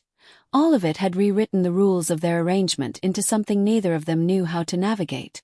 The attorney is coming tomorrow at 9, Damien said, not looking at her. We'll need to review the custody filing, discuss strategy for the home visit. He poured 2 cups, his movements precise. And we should probably talk about the financial arrangements. Now that the contract is void, you'll need... Stop. Elena took the cup he offered. Stop trying to turn this into a transaction. I'm being practical. You're being terrified. She set down the coffee. We kissed, Damien. We slept in the same bed. You told me about Sophie, about your parents, about everything you've spent years hiding. And now you're trying to rebuild the walls by talking about financial arrangements. His jaw tightened. The walls kept me functional for 8 years. And miserable. Don't forget miserable. Miserable is safe. Miserable is predictable. He gripped his cup hard enough that his knuckles went white. This, whatever this is between us, it's not safe. It's not predictable. And I don't know how to do it without destroying everything. Elena moved closer, careful, like approaching that wounded animal again. Then we figure it out together. One day at a time. Starting with bringing Sophie home. Damien's phone buzzed on the counter. He glanced at it, his expression darkening. Security. Your father is downstairs. Drunk. Demanding to see you. Elena's stomach dropped. What? He's been here for 20 minutes. Building security called for instructions. Damien's voice went flat. I can have them remove him or let him up. The words came out harder than Elena intended. If he's here, it's because something's wrong. Elena. He's my father, Damien. Whatever he's done, whatever he is, I need to handle this. Damien studied her for a long moment, then texted security. 5 minutes. That's all he gets. They waited in tense silence. Elena's hands were shaking. She pressed them against her sides, trying to channel the control Damien wore like armor. But when the elevator doors opened and Robert Morgan stumbled out, all her control shattered. Her father looked like he'd aged a decade since she'd last seen him. His suit was rumpled, his tie askew, his eyes bloodshot and wild. He reeked of whiskey and desperation. Ellie! He lurched toward her. Baby girl, I need to talk to you. Damien stepped between them, his body a wall. Mr. Morgan. It's late. I need to talk to my daughter. Alone. Robert tried to move around him. Damien didn't budge. You're drunk. You're leaving. The hell I am. Robert's voice rose. Ellie, tell him. Tell him I'm your father. I have a right. You have no rights here. Elena's voice was ice. She moved beside Damien, faced her father directly. Your debt is cleared. Your obligation is finished. Why are you here? Robert's expression crumbled. They came to the house. Men in suits. Said the debt was cleared, but there were conditions. Things I had to sign. Non-disclosure agreements, liability waivers. He pulled a crumpled envelope from his jacket. They want me to disappear, Ellie. They're paying me to stay away from you. Elena's blood went cold. She turned to Damien. What is he talking about? Damien's expression was unreadable. Standard practice. When I clear a debt, I ensure the debtor can't use the situation for leverage later. Your father signed an NDA agreeing not to discuss the terms of our arrangement or contact you for financial support. You paid him to stay away from me. I protected you from future exploitation. Damien's voice was matter-of-fact. Your father has a pattern of using your success to fund his addiction. I eliminated that pattern. Robert laughed. Bitter, broken. He bought me off like I'm some kind of problem to be solved. $20,000 and a contract that says I can't talk to my own daughter without his permission. Elena felt something crack in her chest. How much? She looked at Damien. How much did you pay him? It's not relevant. Wow. Much. 50,000. 20 up front. 30 more if he maintains no contact for 2 years. Damien's gaze was steady. It's a standard arrangement, Elena. I've done it dozens of times. With other people's families. Not mine. Her hands were shaking again. You had no right. I had every right. The contract gave me authority over. The contract is void. Her voice cracked. You said so yourself. Which means you did this knowing I was free to leave. Knowing I'd chosen to stay. And you still went behind my back and paid my father to disappear. Damien's jaw worked. I was protecting you. From what? From having to deal with my own family. From making my own choices about who I let in my life. Elena turned to her father. Did you take the money? Robert's silence was answer enough. Of course you did. Elena's laugh was hollow. $20,000. That's what I'm worth to you. Not your daughter, not your family. Just another score. Ellie, it's not like that. Get out. Her voice was flat, empty. Take your money, sign your contract, and get out of my life. Baby girl. I'm not your baby girl. I'm not your anything. I'm just the person who's been cleaning up your messes for 10 years while you gambled away everything we had. Elena's eyes burned, but she refused to cry. So take Damien's money and go. At least this time you're being paid for destroying me. Robert's face crumpled. He looked at Damien, then back at Elena. I'm sorry. I'm so goddamn sorry. You're always sorry. It never changes anything. He left without another word, the elevator doors closing on his broken expression. Elena stood frozen, her entire body vibrating with rage and grief and something that felt like betrayal. Elena, Damien started. Don't. She held up a hand. Don't explain, don't justify, don't tell me you were protecting me. You went behind my back. You made decisions about my family without consulting me. You treated me like another problem to be managed. I was trying to help. No. You were trying to control. Elena grabbed her bag from the counter. That's what you do. You see a problem, you throw money at it, you sign a contract, and you convince yourself you've fixed it. But you can't fix people, Damien. You can only push them away. Where are you going? Out. Way. I don't know. She moved toward the elevator. Damien caught her arm. Don't leave like this. Like what? Angry. Betrayed. Realizing that no matter what you say, you're still the man who buys people. She pulled free. Let me go. No. His grip tightened, not painful but firm. We're partners. Partners don't run when things get hard. We're not partners. We're a billionaire and his acquisition. That's all we've ever been. The words came out cruel, designed to wound. They hit their mark.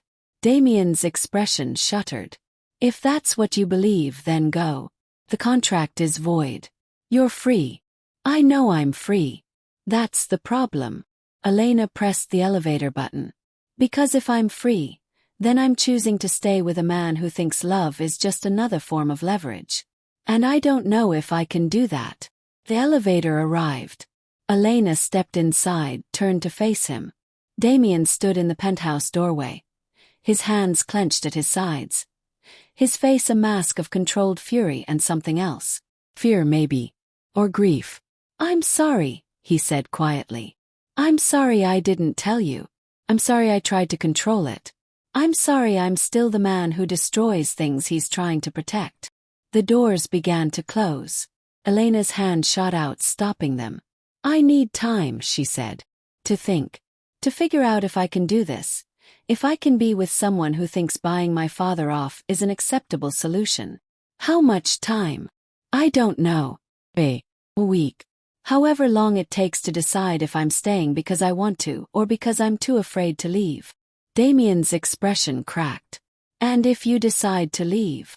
Then I leave. And you find Sophie on your own.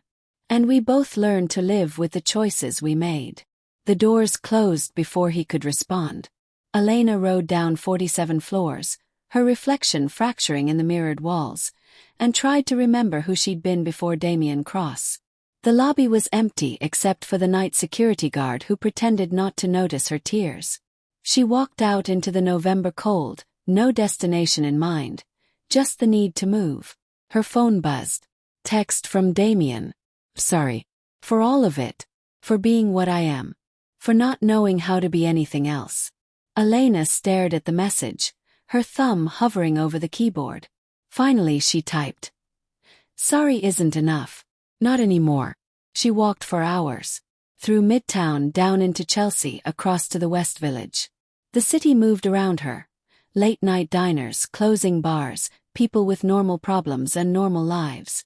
She ended up at a 24-hour coffee shop on Bleecker, nursing black coffee and trying to untangle the mess her life had become. Her phone rang at 3 a.m. Not Damien Marcus. She almost didn't answer. Then, because she was tired and angry and needed to hear a voice that wasn't tangled up in contracts and control, she picked up. Ellie. Marcus's voice was careful. I know it's late. I saw your father at a bar in Midtown. He was pretty torn up. Said something about Cross paying him off. How did you know I'd be awake? Because I know you. When you're upset you walk. And when you walk, you end up somewhere with coffee and bad lighting, trying to think your way out of feeling. Despite everything, Elena smiled. You always did know me too well. So it's true. Cross paid your father to stay away. $50,000. 20 up front, 30 more for 2 years of silence. Elena's hands tightened around her cup. He did it without telling me. Just made the decision and executed it like it was another business transaction. Marcus was quiet for a moment. That's what he does, Ellie. He sees people as problems to be solved. Your father was a problem, so he solved it. He probably thought he was helping. That's what he said. But it doesn't feel like help. It feels like control. Marcus's voice was gentle. I'm not going to say I told you so. But I am going to say, you deserve better than someone who thinks love is a contract to be negotiated. Elena's throat tightened. I don't know if it's love. Don't you? Oz. Ellie, I've known you for 6 years. I've seen you angry, hurt, professional, guarded. But I've never heard you sound like this. Like you're breaking and don't know how to stop it. I'm not breaking. You're crying in a coffee shop at 3 a.m. because your husband paid your father to disappear. That's breaking, Ellie. And you don't have to do it alone. The kindness in his voice undid her.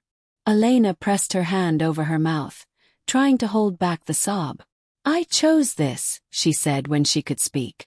"I chose to stay even after the contract was void. I chose to help him find Sophie. I chose to believe he could be something other than what everyone warned me about. And now you're wondering if you chose wrong. I don't know. Maybe." Elena wiped her eyes. "Or maybe I'm just scared. Because if I stay, if I commit to this, to him, then I'm choosing a life where I'll always be wondering what he's controlling, what he's manipulating, what he's doing behind my back for my own good. Then leave. The contract is void. You don't owe him anything. I owe him Sophie. I promised I'd help him bring her home. That's not your responsibility, Ellie. He's a billionaire. He can hire lawyers, investigators, whoever he needs. You don't have to sacrifice yourself for his redemption." The words landed like truth. Elena stared at her reflection in the coffee shop window. Exhausted, tear-stained, lost. "What would you do?" she asked. "If you were me." Marcus was quiet for a long moment. "Honestly, I'd run. I'd get as far away from Damien Cross as possible and rebuild my life somewhere he can't reach. But that's me, and I'm still bitter about what he did to my family." He paused. "You're not me, Ellie. You're someone who sees the best in people even when they don't deserve it. So if you're asking what I think you should do, I think you should figure out if Damien Cross is capable of being the man you need him to be.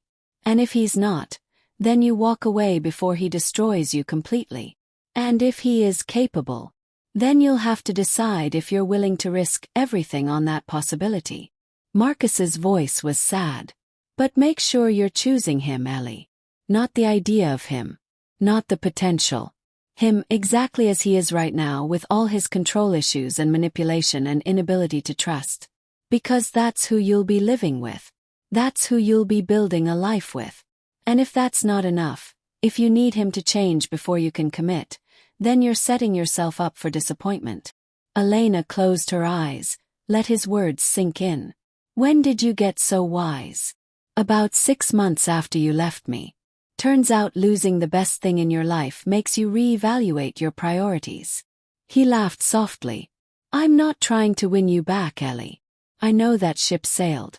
I don't want to see you hurt by someone who thinks he can buy his way into your heart. Thank you for this. For caring even when you don't have to. I'll always care about you. Even when you're making terrible decisions and marrying men who pay off your father. Oz, where are you? Can come get you. Take you somewhere safe to think." Elena's phone buzzed with another text from Damien. She ignored it. "I'm okay. I just need to sit here for a while and figure out what I want." "Okay.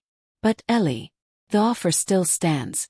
The number I gave you before, if you need help leaving, if you need protection, if you need anything, call it. No judgment, no questions, just help. I threw away the card. I'll text you the number again. Just in case."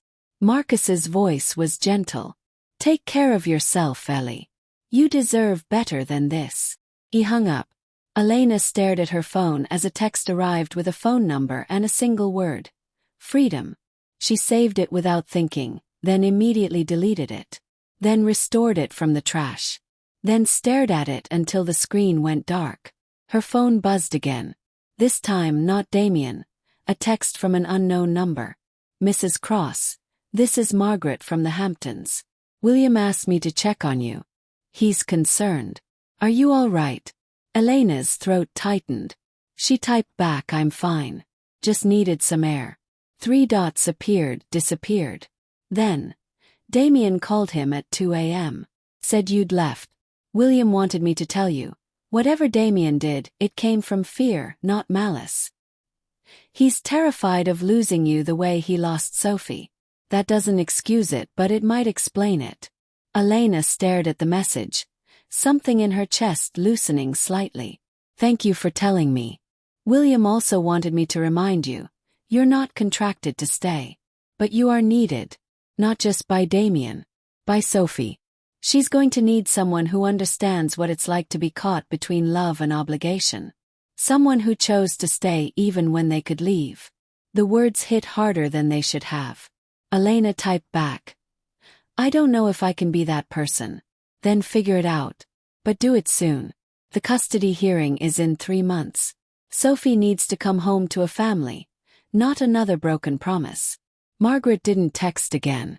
Elena sat in the coffee shop until dawn, watching the city wake up through the window, and tried to decide who she wanted to be. At 7 a.m., she finally made a choice. The penthouse was silent when she returned. Elena rode the elevator up with her heart hammering, not sure what she'd find. Damien sitting in the dark, drinking. Damien gone out searching for her. Damien doing exactly what he always did, building walls and pretending he was fine. She found him in the study, still dressed in yesterday's clothes, surrounded by legal documents and Sophie's photographs. He looked up when she entered, his eyes red-rimmed, his face haggard. You came back, he said, his voice rough. I came back to talk. Not to stay. Elena set down her bag. Not yet. Damien's expression shuttered. I understand. Do you? Because I don't think you do. Elena moved closer, her hands shaking but her voice steady. You paid my father to disappear. You made a decision about my family without consulting me. You treated me like another problem to be managed instead of a partner to be trusted. I know. Let me finish. She held up a hand. You did all of that because you're terrified. Terrified of losing control. Terrified of being vulnerable. Terrified that if you don't manage every variable, everything will fall apart the way it did with Sophie. Damien's jaw worked. That's not. It is. And I understand it. I even sympathize with it. Elena sat in the chair across from his desk. But understanding doesn't mean accepting. I can't be in a relationship where you make unilateral decisions about my life because you're afraid. I can't be with someone who thinks buying people off is an acceptable solution to complex problems. Then what do you want from me? I want you to stop trying to control everything. I want you to trust me enough to tell me when you're scared instead of just acting on it. I want you to treat me like a partner, not an acquisition. She leaned forward. And I want you to understand that if you ever do something like this again, if you ever go behind my back to protect me, I'm gone. No second chances, no explanations, just gone. Damien's hands gripped the desk edge. I don't know if I can do that. Then we're done. Because I can't live in a cage, even if it's made of good intentions and expensive real estate. They stared at each other across the desk, the morning light streaming through the windows, turning everything harsh and clear. I'm afraid, Damien said finally, his voice breaking. I'm afraid that if I don't control everything, I'll lose you. The way I lost Sophie. The way I've lost everyone who ever mattered. You didn't lose Sophie because you weren't controlling enough. You lost her because Miranda was cruel and the system failed you. Elena's voice was gentle. And you're not going to lose me by trusting me. You're going to lose me by trying to control me. I don't know how to not control things. Then learn. Starting now. She stood, moved around the desk. I'm going to ask you a question, and I want you to answer honestly. Not strategically, not carefully, honestly. Damien looked up at her. His pale eyes exhausted. Okay.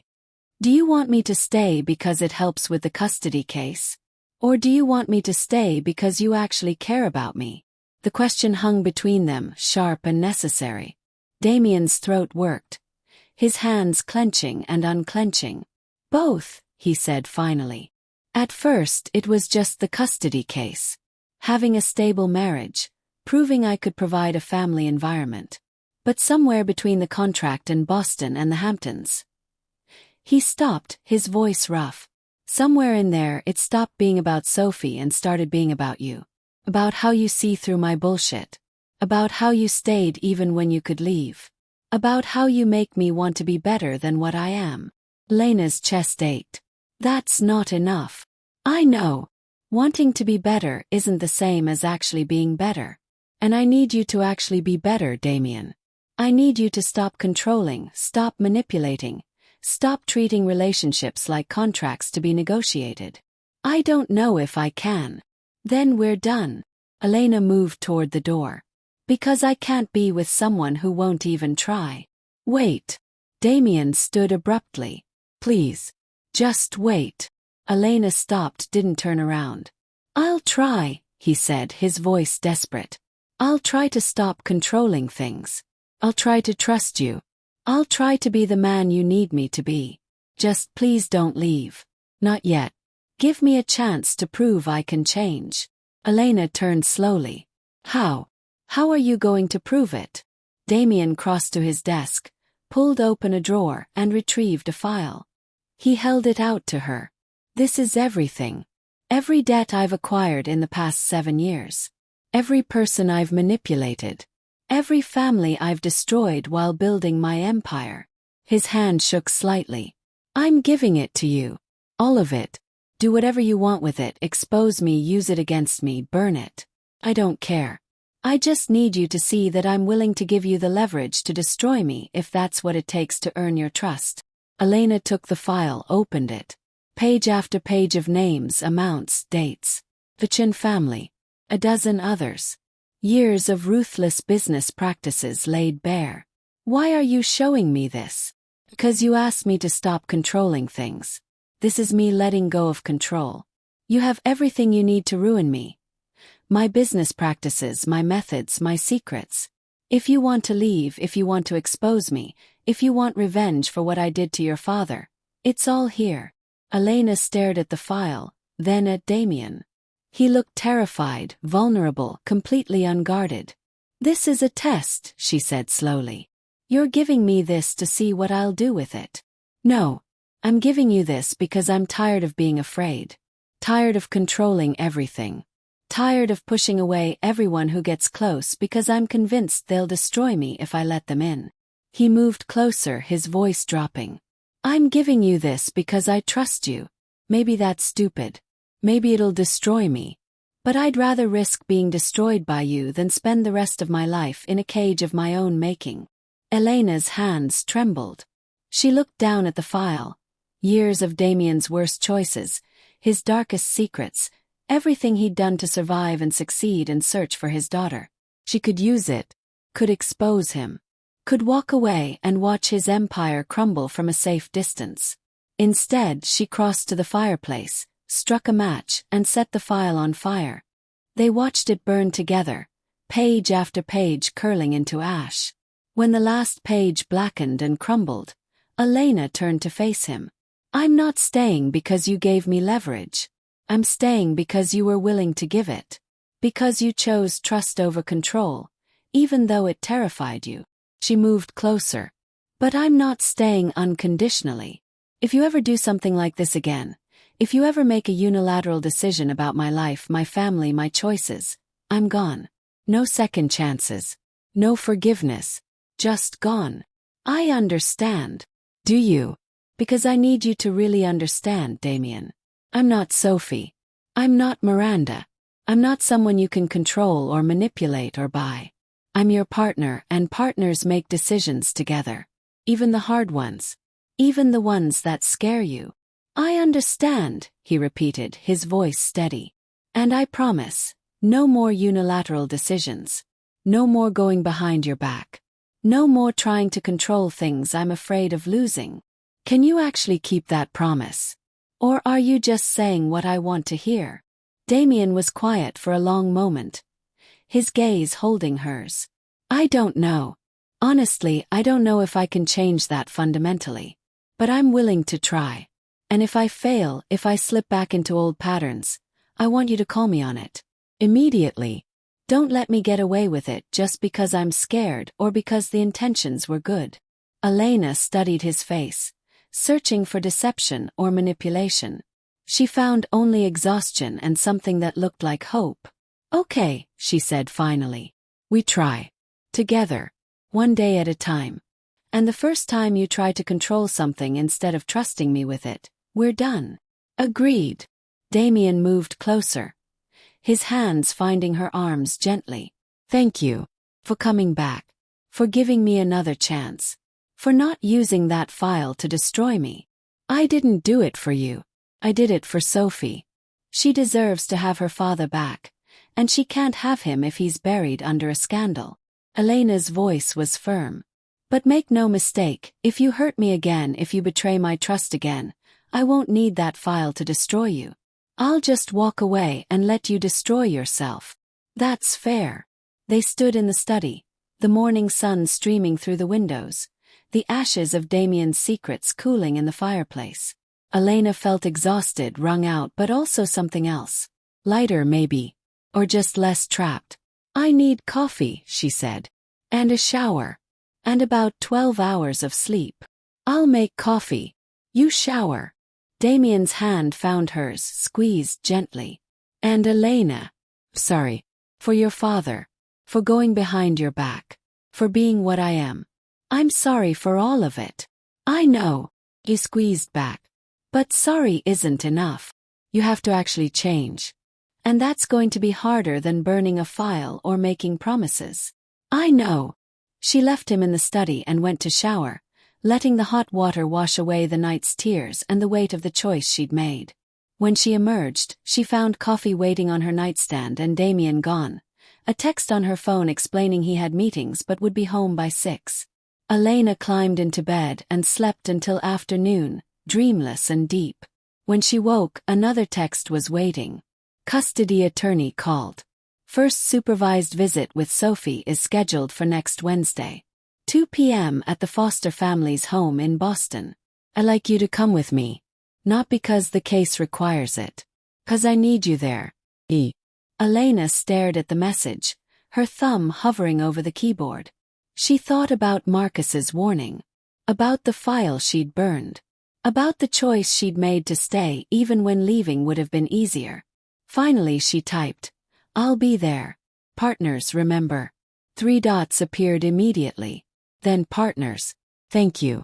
Elena set down the phone and stared at the ceiling, wondering what the hell she'd gotten herself into. But as she thought about Sophie, 9 years old in foster care, waiting for a father who'd been searching for 8 years, she knew she'd made the right choice. Even if it cost her everything. Even if it broke her heart. Some things were worth the risk. And maybe, just maybe, Damien Cross was one of them. Chapter 6. The Revelation. The surveillance log was dated 14 months before Elena had ever heard the name Damien Cross. She found it Tuesday morning, 3 days before the scheduled visit with Sophie, while searching Damien's study for the custody attorney's contact information.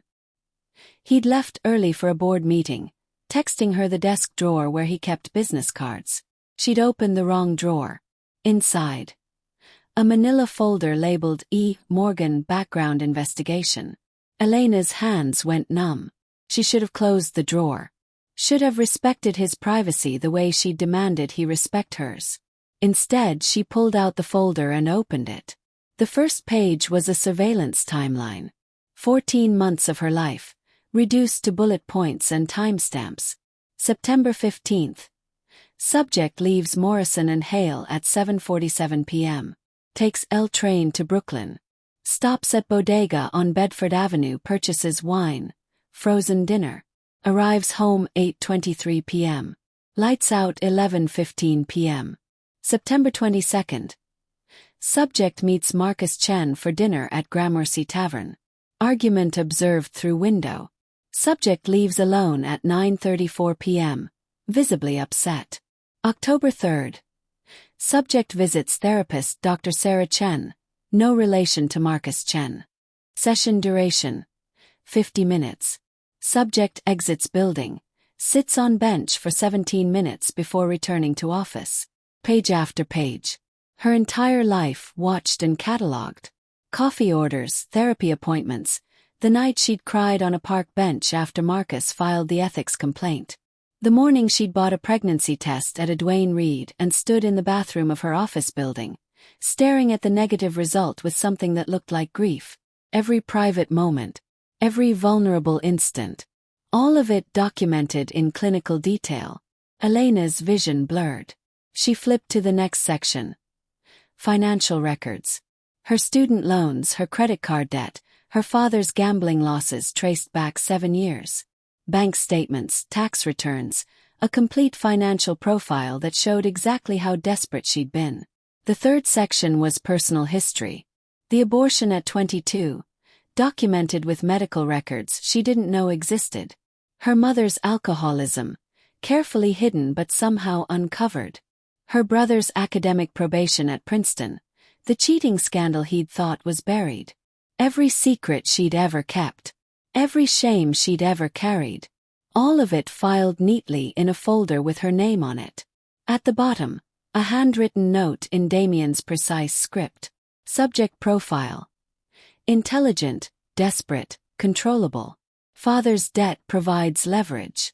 Ethics complaint creates additional pressure. No serious romantic attachments. Ideal candidate for arrangement.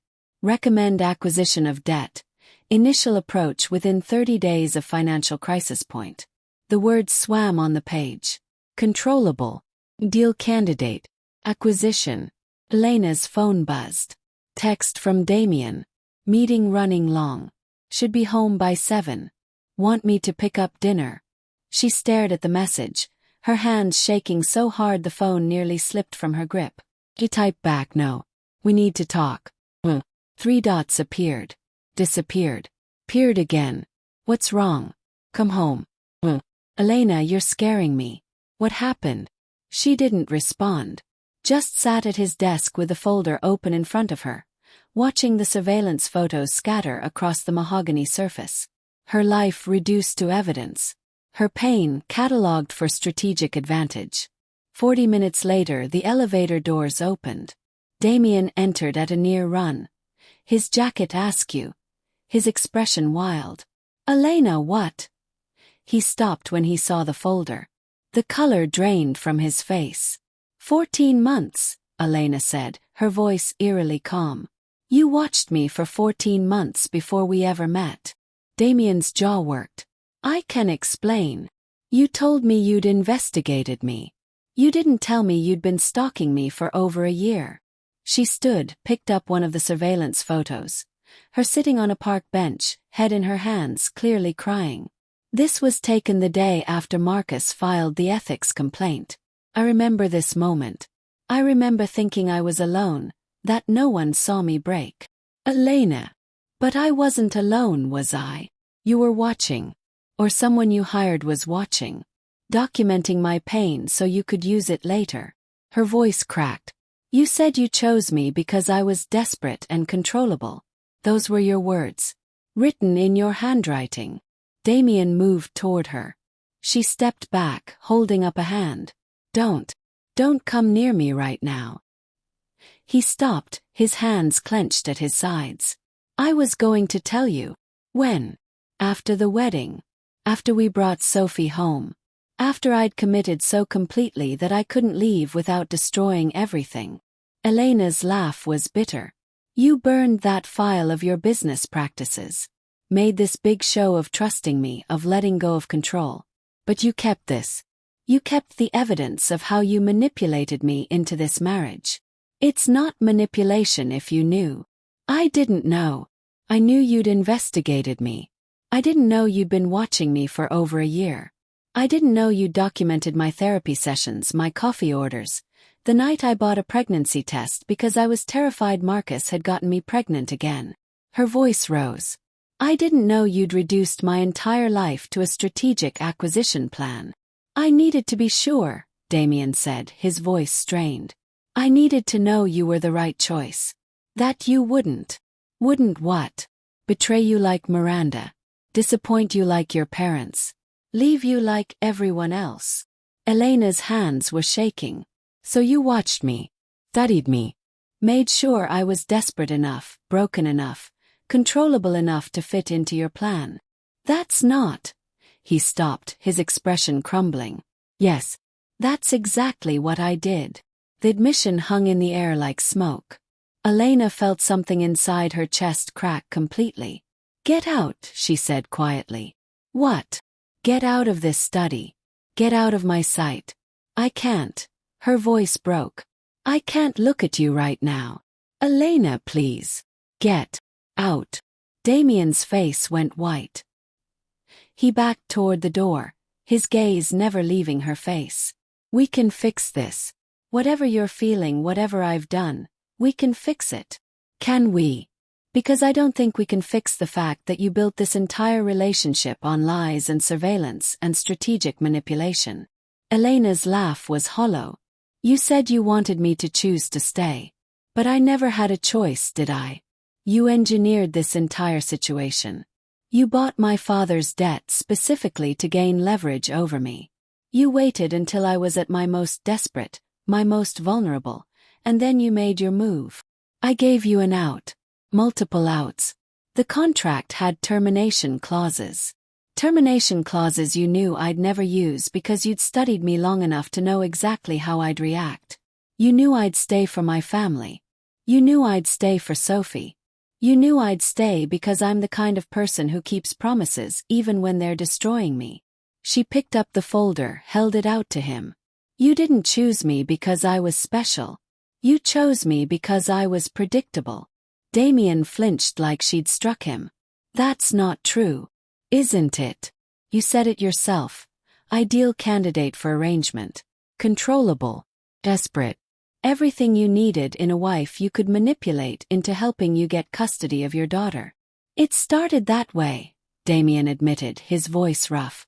But it changed. You changed it. Somewhere between the contract and now, you stopped being a strategic choice and started being. What? Real. Human. Someone you actually cared about. Elena's eyes burned.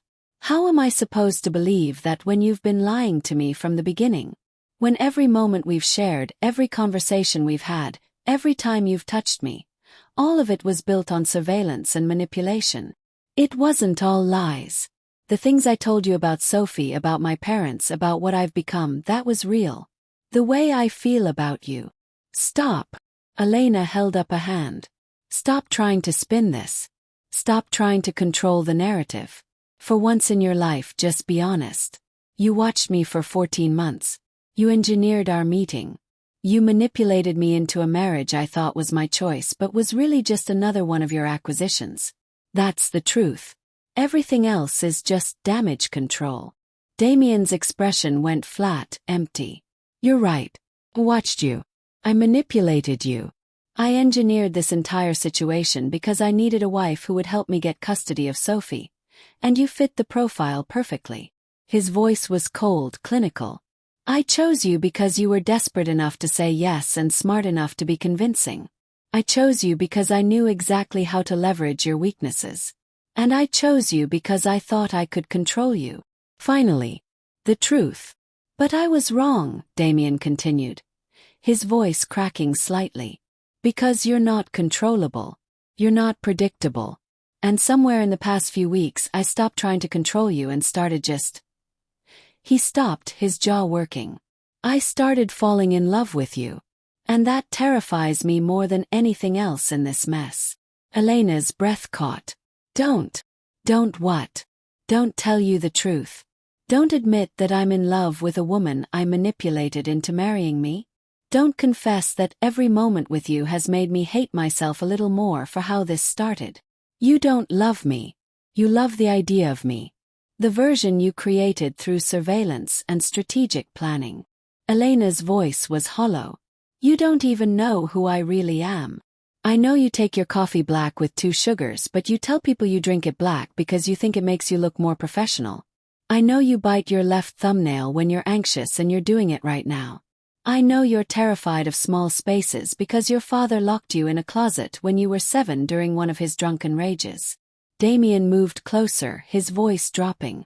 I know you cry during Pixar movies but not during funerals because you think grief should be private. I know you wanted the baby you lost at 22, even though you tell yourself it was the right choice. I know you're afraid you'll end up like your mother, trapped by someone else's weakness, slowly drowning in responsibility you never asked for. Elena's vision blurred. Stop. I know you're the strongest person I've ever met. And I know I don't deserve you. I know I manipulated you, lied to you, built this entire relationship on surveillance and control. But I also know that somewhere in this mess, something real happened. At least for me. His voice broke. And I know that you feel it too, even if you hate yourself for it. You don't know anything about what I feel. Then tell me. Tell me you don't feel anything. Tell me the past few weeks have been nothing but a performance. Tell me that when I kissed you on the beach, when we slept in the same bed, when you came back after your father showed up, tell me none of that was real. Elena opened her mouth to say exactly that. To tell him it was all performance, all strategy, all part of the arrangement. But the words stuck in her throat because they'd be a lie. It doesn't matter what I feel, she said finally. Because I can't trust it. I can't trust that anything between us is real when it's all built on lies and manipulation. Then let me prove it's real. Give me a chance to show you that I'm more than the surveillance file, more than the man who watched you for 14 months. Damien's hands flexed at his sides. I'll do anything. I'll give you complete access to my life. My phone, my emails, my files. I'll fire the investigators. I'll stop trying to control everything. Just please don't leave. Not before we bring Sophie home. There it is. Elena's laugh was bitter. Not don't leave because I love you. Not don't leave because we're building something real. Don't leave because you need me for the custody case. That's not what I meant. Yes, it is. Because that's all I've ever been to you. A means to an end. A strategic acquisition to help you get what you really want. She moved toward the door. Well, congratulations, Damien. You got exactly what you paid for. A wife who's smart enough to play the part and desperate enough to stay. I hope it's worth it. Elena, wait. She didn't wait. Walked out of the study, down the hallway to her bedroom, and locked the door behind her. Her phone was already buzzing with texts from Damien, each one more desperate than the last. Please, me explain. I know I don't deserve another chance, but I'm asking anyway. Love you. I know you don't believe me, but it's true. Don't leave before Sophie's visit. She needs you there. I need you there. Elena turned off her phone and sat on the bed, the surveillance folder still clutched in her hands. She should pack. Should call Marcus, use that number he'd given her. Get out before she was in any deeper. Instead, she opened the folder again and read through every page. Every surveillance note, every photograph, every clinical observation of her life. She read until the sun set and the room went dark. Read until she'd memorized every detail of how Damien Cross had studied her like a specimen, documented her like evidence, reduced her to data points in a strategic plan. At midnight, someone knocked on her door. Not Damien's knock. Too gentle, too hesitant. Elena. A woman's voice. It's Margaret. From the Hamptons.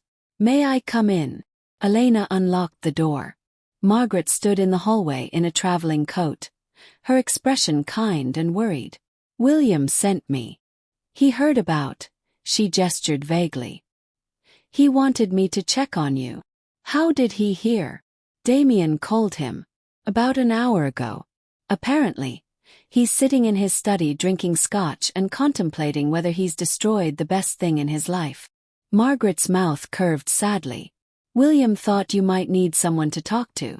Someone who isn't emotionally invested in the outcome. Elena stepped aside, let her in. Margaret took in the scattered surveillance photos, the folder on the bed, Elena's red-rimmed eyes. Oh dear, she said softly. He really made a mess of this, didn't he? 14 months. He watched me for 14 months before we met. Elena's voice was hollow. Every private moment, every vulnerable instant, all of it documented so he could manipulate me into marrying him. Margaret sat on the edge of the bed, picked up one of the photos. Yes, that sounds like Damien. Control the variables, manage the risks, never leave anything to chance. She set down the photo. Did he tell you why? Because he needed a wife for the custody case. Because I fit his criteria for controllability. No, I mean why he's like this. Why he needs to control everything. Margaret's gaze was steady. Did he tell you about the last time he trusted someone without investigating them first? Elena's throat tightened. Miranda. Miranda Chen. She seemed perfect, sweet, uncomplicated, willing to let Damien take the lead. He fell for her quickly, proposed within 3 months, had Sophie within a year. Margaret's voice was sad. He didn't investigate her, didn't check her background, didn't protect himself. He just trusted. And when she disappeared with Sophie, he realized his mistake. He'd been so busy being in love that he'd missed all the warning signs. The instability, the resentment, the way she'd been planning her escape for months. That doesn't excuse. It doesn't excuse anything. But it explains it. Margaret stood, crossed to the window. After Miranda left, Damien spent 2 years in therapy trying to understand what he'd missed. His therapist told him he had an anxious attachment style.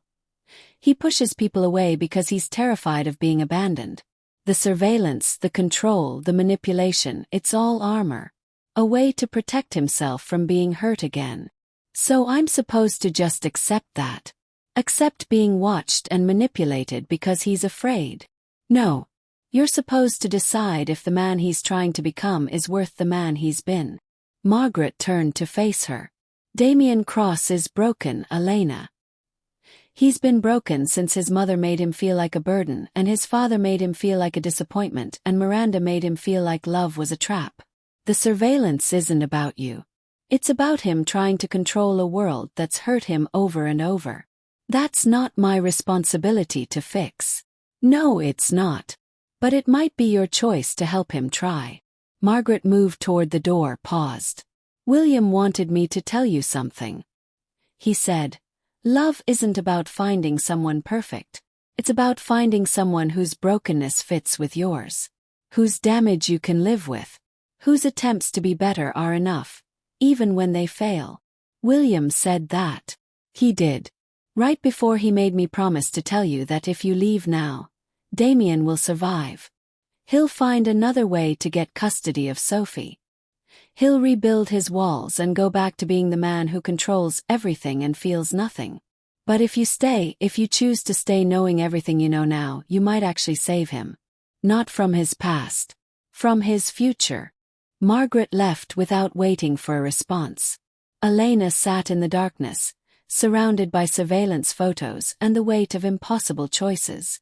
Her phone buzzed. She'd turned it back on without thinking. A text from an unknown number. This is Julian Reeves, Damien's business partner. He asked me to tell you something. He said, I chose you because you were controllable. I'm begging you to stay because you're not. Because you see through my bullshit and stay anyway.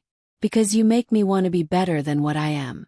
Because I love you, and I don't know how to prove it except to say I'll spend the rest of my life trying to deserve you if you'll let me. Below it, another text from Julian. For what it's worth, I've known Damien for 15 years. I've never seen him like this. Whatever he did, whatever he's done, he's destroyed over it. And Damien doesn't do destroyed. He does controlled. The fact that you've broken through his armor enough to hurt him this badly means something. Elena stared at the messages, her thumb hovering over the keyboard. She could respond, could ask questions, could demand more explanations. Instead, she set down the phone and walked to the study. Damien sat at his desk exactly as Margaret had described, scotch in hand, staring at nothing. He looked up when she entered, his expression raw and hopeless. I'm not leaving, Elena said without preamble. Not yet. Not before we bring Sophie home. Damien's breath caught. Elena, let me finish. She moved into the room but didn't sit. I'm not leaving because Sophie deserves to have her father back. Because she's been in foster care for 2 years and she needs stability, not another broken promise. I'm staying for her. Not for you. I understand. Do you? Because I need you to understand that everything between us, everything we've built over the past few weeks, is now in question. I don't know what's real and what's manipulation. I don't know if you actually care about me or if you're just that good at performing. It's real, Damien said, his voice rough. All of it. The way I feel about you, the way you've changed me, it's all real. How am I supposed to believe that? I don't know. He set down the scotch, stood slowly. But I'm willing to spend however long it takes proving it. I'll give you complete access to everything, my phone, my files, my life. I'll answer every question, explain every decision, be completely transparent about everything I'm thinking and feeling. No more secrets, no more surveillance, no more control. You can't promise that. Control is who you are. Then I'll learn to be someone else. Someone who deserves you. He moved closer, stopped just out of reach. I know I manipulated you into this marriage. I know I watched you, studied you, engineered this entire situation. But somewhere in the execution the plan fell apart. Because you weren't who I thought you'd be. You were stronger, smarter, more stubborn. And you made me want things I thought I'd given up on. Like trust, like partnership, like love. Elena's eyes burned. Love isn't enough. Not when it's built on lies. I know. But maybe it's a start. Maybe if I'm honest from here forward, if I prove that I'm trying to change, if I show you every day that you're more than a strategic acquisition, maybe eventually you'll believe me. And if I can't, if I can never trust that anything between us is real, then you leave after Sophie is home. And I'll let you go without a fight. Because you deserve better than a man who's still learning how to be human. Damien's voice cracked. But please give me the chance to try. Give me 3 months to prove I'm more than the surveillance file. More than the man who watched you for 14 months. More than the monster everyone says I am. Elena stared at him. This broken, manipulative, desperate man who'd engineered her entire life and somehow made her care about him anyway. She should leave. Should walk out right now and never look back. Instead, she heard herself say, 3 months.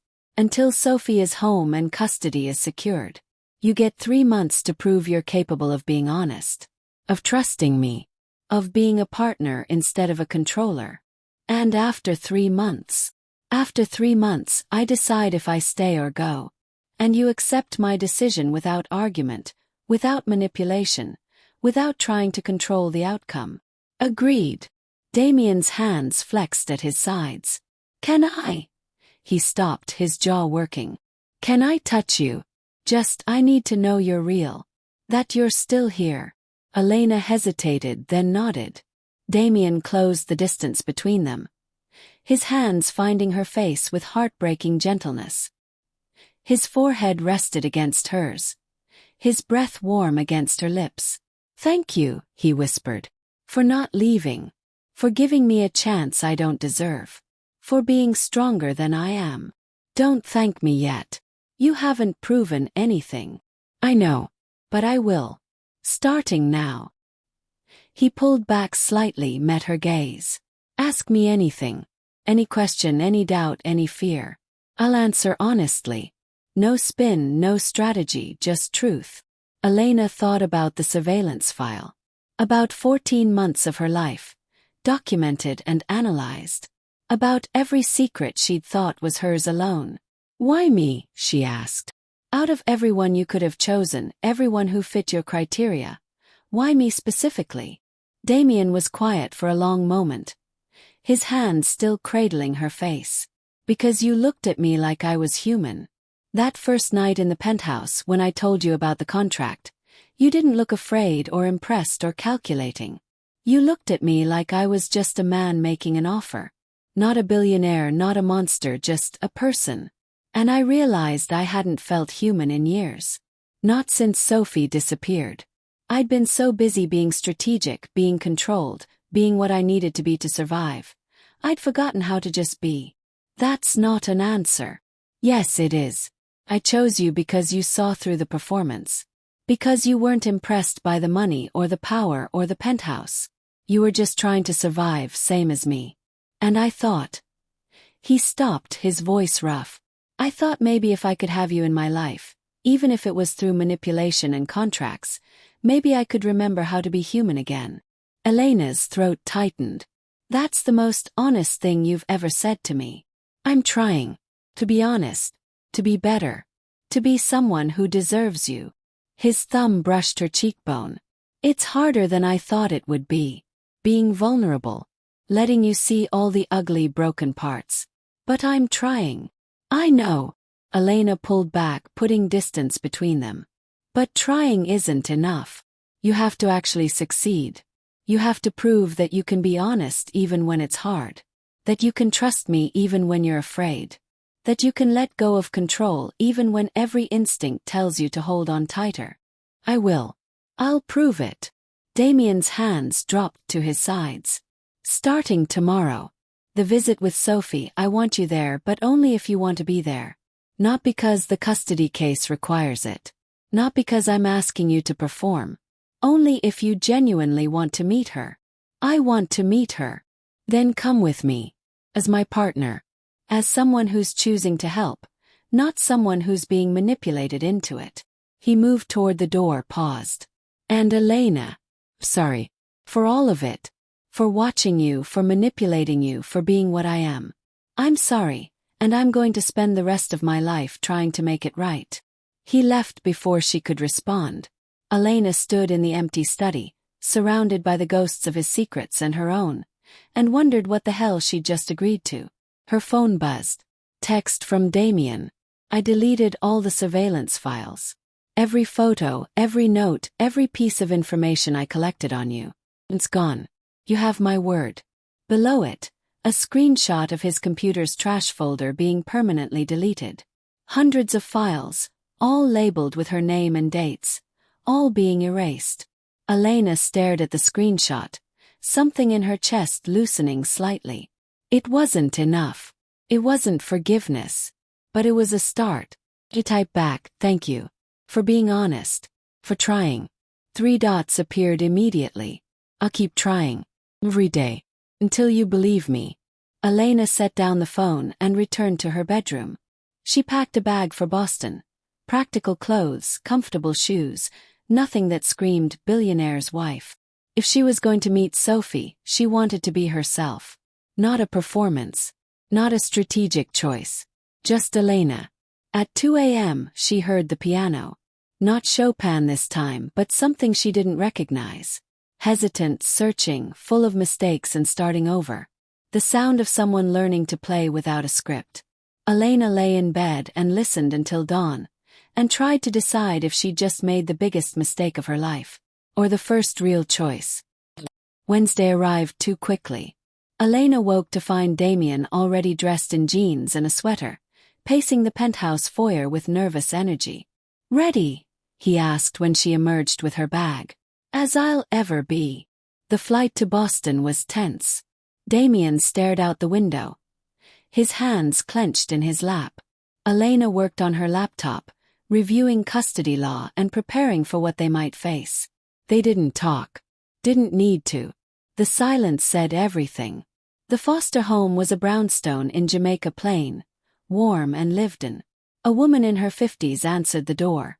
Kind eyes, tired smile. Mr. Cross. I'm Beth Miller, Sophie's foster mother. She stepped aside. Please come in. Sophie is in the living room with the social worker. They followed her inside. The house smelled like cookies and children. Chaos contained by love. Family photos lined the hallway. A mix of biological and foster children, all smiling.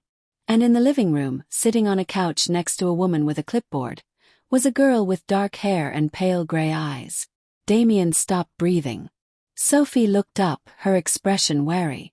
She was small for 9, thin, with Damien's bone structure and his careful way of watching the world. She wore purple, a purple sweater, purple sneakers, purple barrettes in her hair. She still loved purple.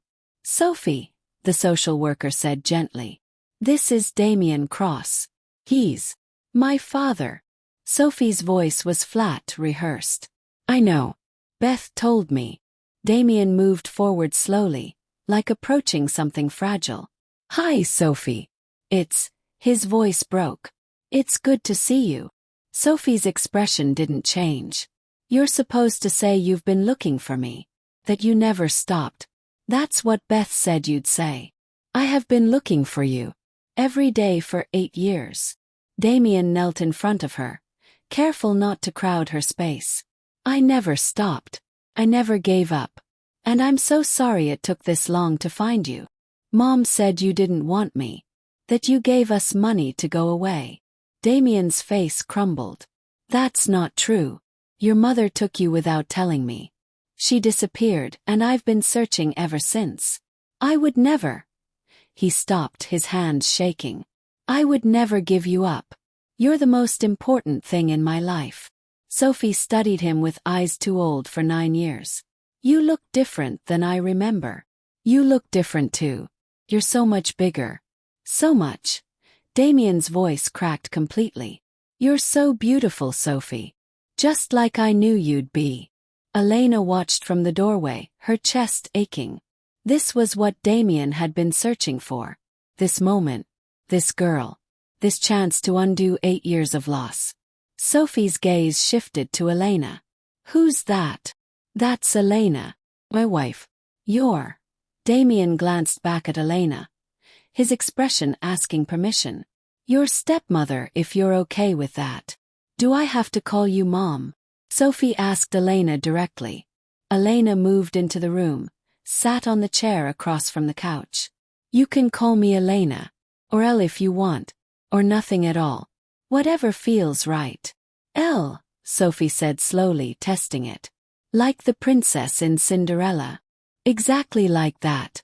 Except I'm a lawyer, not a princess. That's cooler. Sophie's expression softened slightly. Do you live with him? I do.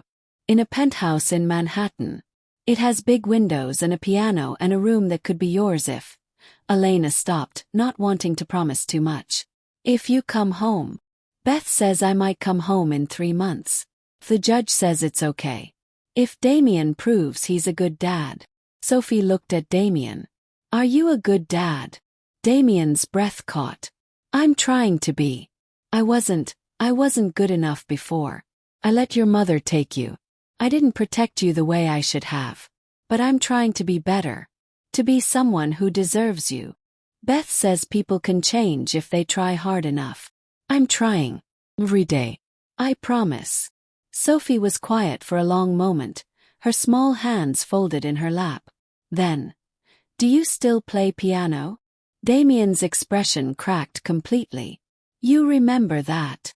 I remember Twinkle Twinkle. And you letting me sit on your lap while you played. And falling asleep listening to music. Sophie's voice was small.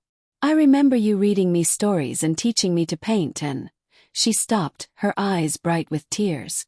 I remember you saying you loved me. I do love you. I never stopped loving you.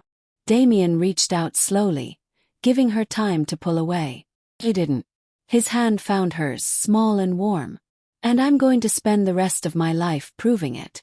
However long it takes. Whatever you need. I'm here, Sophie. I'm finally here. Sophie's composure cracked. She launched herself off the couch into Damien's arms, sobbing. He caught her, held her like she was made of glass and gold. His own tears streaming down his face. I missed you, Sophie said against his shoulder. I missed you so much and Mom said you didn't want me but I didn't believe her. I knew you'd find me. I knew you'd come. I'm here. I'm here, baby. I'm never letting you go again. Elena watched them hold each other. Watched 8 years of searching finally end, and felt something in her chest break open. This was why she'd stayed. This moment. This reunion. This chance for Damien to be whole again. The social worker cleared her throat gently. We should probably wrap up for today. Sophie has school tomorrow, and we don't want to overwhelm her. Damien pulled back reluctantly. His hands on Sophie's shoulders. Can I come back? Can I visit again? Next week. Same time. The social worker smiled. And Sophie, you can call Damien whenever you want. Beth has his number. Will you answer? Sophie asked Damien. If I call. Always. Day or night. Whenever you need me. He pulled out his phone, showed her his contact. See. This is my number. You can call, text, whatever you want. I'll always answer. Sophie took the phone, carefully entered her own number. There. Now you have mine too. I'll never delete it. I promise. Beth walked them to the door. She's been nervous about this all week. But I think it went well. Better than I expected. Thank you, Damien said, his voice rough. for taking care of her, for giving her a home when I couldn't. She's a special girl. You're lucky. Beth's smile was sad. But she's ready to go home. She's been ready for a long time. In the car back to the airport, Damien sat in silence, his hands shaking. Elena took one, held it tight. You did good, she said quietly. She remembers you. She loves you. That's everything. I can't believe she's real. That I found her. That she's... His voice broke. She's coming home, Elena. In 3 months she's coming home. We'll bring her home. Together. Damien turned to her. His expression raw and grateful and something else. I meant what I said. About proving I can be better. About earning your trust. I'm going to do it, Elena. Not just for Sophie. For you. Because you deserve someone who's honest and transparent and... Stop, Elena interrupted gently. Don't make promises you're not sure you can keep. Just be present. Be honest. Be the man you were in that living room with Sophie. That's enough. Is it? Is it enough for you? Elena thought about the surveillance file. About 14 months of her life. Documented and analyzed. About the choice she'd made to stay despite everything. I don't know yet, she said honestly. But I'm willing to find out. Damien's grip on her hand tightened. That's all I'm asking for. A chance to find out if I can be someone worth staying for. They flew back to New York in silence, hands joined, the weight of Sophie's homecoming settling over them like snow. When they reached the penthouse, Damien went straight to the locked room, Sophie's future room, and started making plans. Elena found him there at midnight, surrounded by paint samples and furniture catalogs. She likes purple, he said without looking up. Everything has to be purple. And she'll need a desk for homework and bookshelves, and maybe a window seat where she can read. Damien. Elena sat beside him on the floor. She's not coming home for 3 months. You have time. I know. But I want it to be perfect. I want her to walk in and know this is her home. That she's safe. That she's... He stopped, his voice breaking. That she's loved. She knows. She's always known. That's why she remembered you. They sat together in the empty room that would soon be Sophie's, planning and dreaming and trying to believe that broken things could be made whole again. And for the first time since Elena had found the surveillance file, she thought maybe they could be. Maybe. Chapter 7, The Truth. The Mercedes cut through the pre-dawn darkness like a knife through silk, heading north on I-95 toward Boston. Damien's hands gripped the steering wheel with white-knuckled intensity. His jaw set in a hard line that Elena had learned meant he was holding back something volatile. She hadn't asked if she should come. When Julian left the penthouse last night with the news about Sophie, Damien had turned to her with eyes that looked simultaneously terrified and desperate. Come with me, he'd said. Not a command. Plea. Elena had simply nodded, packed a small bag, and followed him to the garage. Now, watching the sunrise paint the highway in shades of gold and crimson, she realized this was the first time she'd seen Damien truly afraid. Not angry, not controlled, not even the barely restrained fury she'd witnessed when her father appeared. This was raw, primal fear, the kind that lived in the darkest corners of a parent's heart. Tell me about her, Elena said softly, breaking the heavy silence that had stretched between them for the past 2 hours. Damien's knuckles somehow grew whiter. For a long moment, she thought he wouldn't answer. Then his voice came out rough, barely above a whisper. She was 3 months old when Vanessa left. His eyes never left the road. I came home from a business trip to London and they were just gone. No note. No warning. Her phone disconnected. It was like they'd never existed. Elena's chest tightened. She wanted to reach for his hand but wasn't sure if he'd accept the comfort. Vanessa was. He paused, searching for words. We weren't in love. It was brief, physical. When she told me she was pregnant, I offered marriage, support, anything she needed. She refused everything. Said she didn't want her child growing up with a father like me. Like you, Elena echoed. Cold. Ruthless. A monster. Damien's lips twisted into something that wasn't quite a smile. She wasn't wrong. I gave her space during the pregnancy, thinking I'd have time after Sophie was born to prove I could be different, that I could be a father. His voice cracked almost imperceptibly. I held Sophie once. Just once. She was so small, Elena. Her entire hand could barely wrap around my finger. And when Vanessa saw me holding her, saw the way I looked at Sophie, something in her eyes changed. She looked terrified. Elena's heart broke for him, for the man who'd built empires but lost the only thing that truly mattered. 2 weeks later they vanished. I hired investigators, lawyers, threw money at the problem. But Vanessa was smart. She knew how to disappear. After 2 years of searching, my lawyers advised me that she'd likely filed for termination of parental rights in another state, probably lied about me being abusive or dangerous. Without knowing where, we couldn't fight it. He took a shaky breath. I never stopped looking. Every report, every lead, every false hope. 8 years, Elena. 8 fucking years. The anguish in his voice made Elena's eyes sting with unshed tears. She reached across the console and placed her hand over his. This time he didn't pull away. His fingers immediately laced through hers, holding on like she was an anchor in a storm.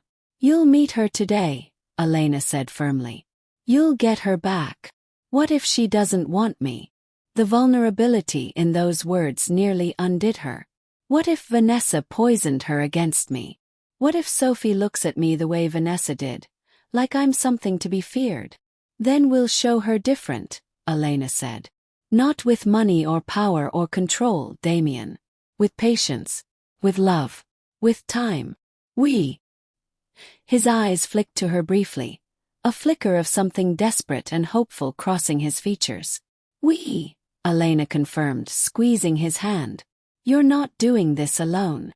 The Massachusetts Department of Children and Families office was a study in institutional beige. Fluorescent lights humming overhead, scuffed linoleum floors, the faint smell of burnt coffee and bureaucratic exhaustion. Elena felt Damien tense beside her as they approached the reception desk. His usual commanding presence somehow diminished in this place where his billions meant nothing. "Damien Cross," he told the receptionist, his voice tight. "I have an appointment with Rachel Morrison." The woman barely looked up from her computer. "Sign in. She'll be with you shortly." Shortly turned into 45 minutes of sitting in plastic chairs that were clearly designed to be as uncomfortable as possible. Elena watched Damien's leg bounce with nervous energy, his fingers drumming against his thigh in a staccato rhythm that betrayed his inner turmoil. "Mr. Cross." A woman in her 50s with kind eyes and a tired smile appeared in the doorway. "I'm Rachel Morrison.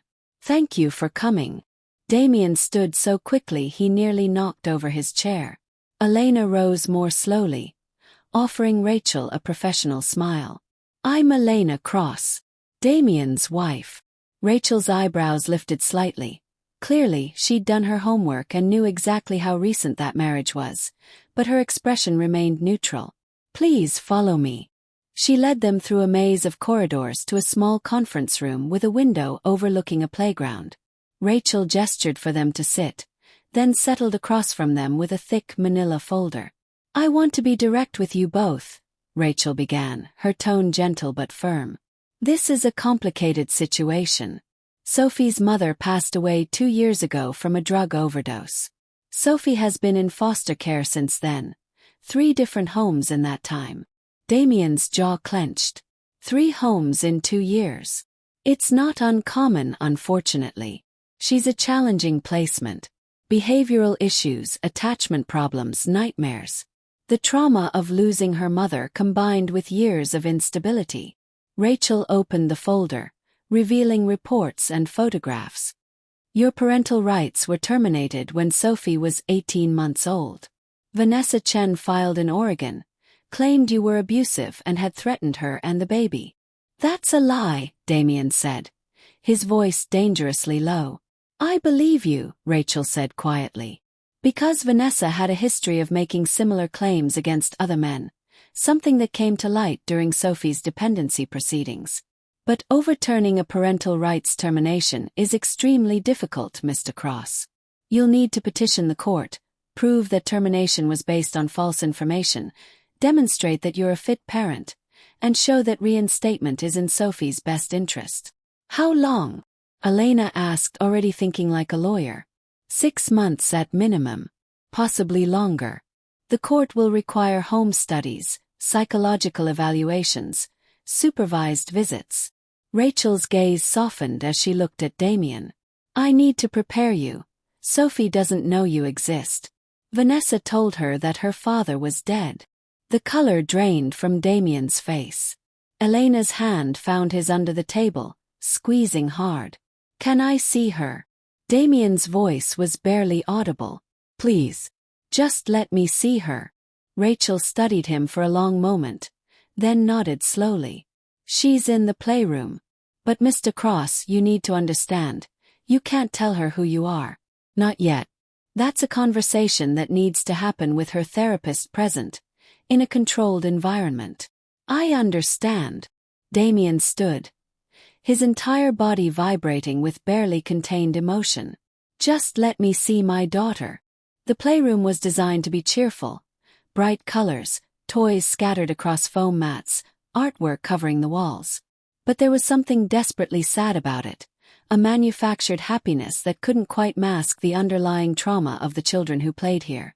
Sophie sat alone in the corner by the window, dark hair falling in waves around a face that was so heartbreakingly similar to Damien's that Elena felt her breath catch. She was small for 9, delicate in a way that spoke of inadequate nutrition and too much stress. She held a worn stuffed rabbit, her fingers absently stroking its faded ears as she stared out the window at nothing. Damien made a sound, something between a gasp and a sob, and Rachel placed a gentle hand on his arm. Slow, she cautioned. Let her come to you. But Damien was already moving forward, his usual predatory grace replaced by something hesitant and achingly vulnerable. He stopped a few feet from Sophie, seeming unsure of what to do with his hands. Hi, he said softly. Sophie's head turned slowly, dark eyes. His eyes, regarding him with the wary suspicion of a child who'd learned not to trust adults. Who are you? I'm Damien. He crouched down to her level, making himself smaller, less threatening. This is Elena. We heard you like to draw, and we thought maybe you'd want to show us some of your artwork. It was a guess based on the drawings pinned to the wall, but it was the right one. Something flickered in Sophie's expression. Not quite interest, but not complete dismissal either. Those are mine, she said, pointing to a cluster of drawings in the corner. Dark, swirling images that looked more like nightmares than children's art. Elena moved forward carefully, studying the drawings with genuine attention. These are incredible, Sophie. You have real talent. Do you take art classes? No. Sophie's voice was flat. My mom used to let me draw when she wasn't feeling good. The implication hung heavy in the air. Elena exchanged a glance with Damien, seeing the muscle in his jaw tick with suppressed rage. Not at Sophie, never at Sophie, but at Vanessa, at the system, at himself for not finding them sooner.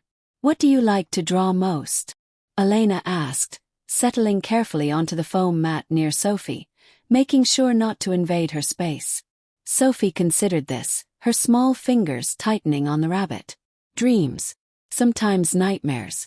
But mostly dreams of places that aren't real. Like what kind of places? Damien's voice was gentle in a way Elena had never heard before. Places with big houses and yards and families that don't leave. Sophie's eyes met Damien's directly for the first time, and Elena saw the exact moment recognition flickered across Damien's face. Not because Sophie knew him, but because he saw himself in her. The same guarded expression, the same walls built around a wounded heart, the same desperate longing for something stable and real. Those sound like beautiful dreams, Damien said, his voice rough with emotion he was struggling to contain. They're just dreams. Sophie shrugged with a cynicism no 9-year-old should possess. Nothing's permanent. People always leave. Not everyone, Elena said softly. Some people stay. Some people fight to stay, even when it's hard. Sophie studied her with those two old eyes. You talk like a grown-up, but you're not mean like most grown-ups. I try not to be, Elena smiled. Can I tell you a secret? Sophie nodded warily. I lost my mom when I was young. And I know what it feels like to think nobody will stay. But sometimes, Sophie, the people who are supposed to be in our lives find their way back to us. Even if it takes a long time. Something cracked in Sophie's expression, a hairline fracture in her armor. Did your people come back? Some of them, Elena said honestly. And I found new people too. People who chose to stay. Sophie looked at Damien, then back to Elena. Are you married? You have matching rings. We are, Damien said. His eyes never leaving his daughter's face, drinking in every detail as if trying to memorize her existence. Do you have kids? The question was innocent, unknowing, but it landed like a physical blow. Damien's face went pale, his throat working as he struggled to form words that wouldn't be lies but couldn't yet be the full truth. Not yet, Elena answered gently, saving him. But we'd like to. Someday. Sophie nodded, then turned back to her drawing. For several minutes, the three of them sat in silence. Sophie coloring, Damien watching her with an intensity that bordered on painful, Elena serving as a quiet bridge between them. Do you want to see something cool? Damien finally asked. Sophie looked up, curious despite herself. Damien pulled out his phone, opened an app, and projected a hologram of architectural blueprints into the air. A trick Elena knew he used to impress clients, but this was different. This was personal. What is it? Sophie breathed, her eyes widening with wonder. A children's hospital, Damien said. I'm building it. It's going to have an entire floor just for art therapy. Studios, supplies, teachers. A place where kids can draw whatever they need to draw, dream whatever they need to dream. Why? Sophie asked, the single word weighted with a lifetime of disappointment from adults who promised things they never delivered. Because every child deserves a place where they feel safe, where they can heal, where someone remembers that they matter. Damien's voice was steady, but Elena could see his hands trembling slightly. And I thought, maybe someone who's really good at drawing could help me design the art rooms. Tell me what kids would actually want, not what adults think they want. Sophie stared at him for a long moment, something shifting in her young face. You mean me? If you'd like to help, yes. For the first time since they'd entered the room, Sophie smiled. Small, tentative, but real. Okay. But I get to pick all the paint colors. Deal, Damien said. And Elena saw tears gathering in his eyes that he was fighting desperately not to shed. They spent another hour with Sophie. Damien showing her blueprints, Elena talking about art and dreams, Sophie slowly beginning to lower her walls. Rachel eventually appeared in the doorway, giving them a gentle 5-minute warning. We have to go, Elena said softly. But we'd like to come back. If that's okay with you, Sophie. Sophie's face fell, the walls immediately slamming back into place. Everyone says they'll come back. I know, Damien said, and his voice carried a weight that made Sophie look at him sharply. I know what it's like when people break promises. When people leave and don't come back. He leaned forward, his eyes locked on hers with fierce intensity. So I'm going to tell you something, Sophie, and I need you to believe me. I will come back. I will come back every single time I say I will. You can test me, you cannot believe me, you can be angry at me, and I will still come back. Because some people, Sophie, keep their promises. And I'm going to show you that I'm one of them. Sophie's lower lip trembled. You promise.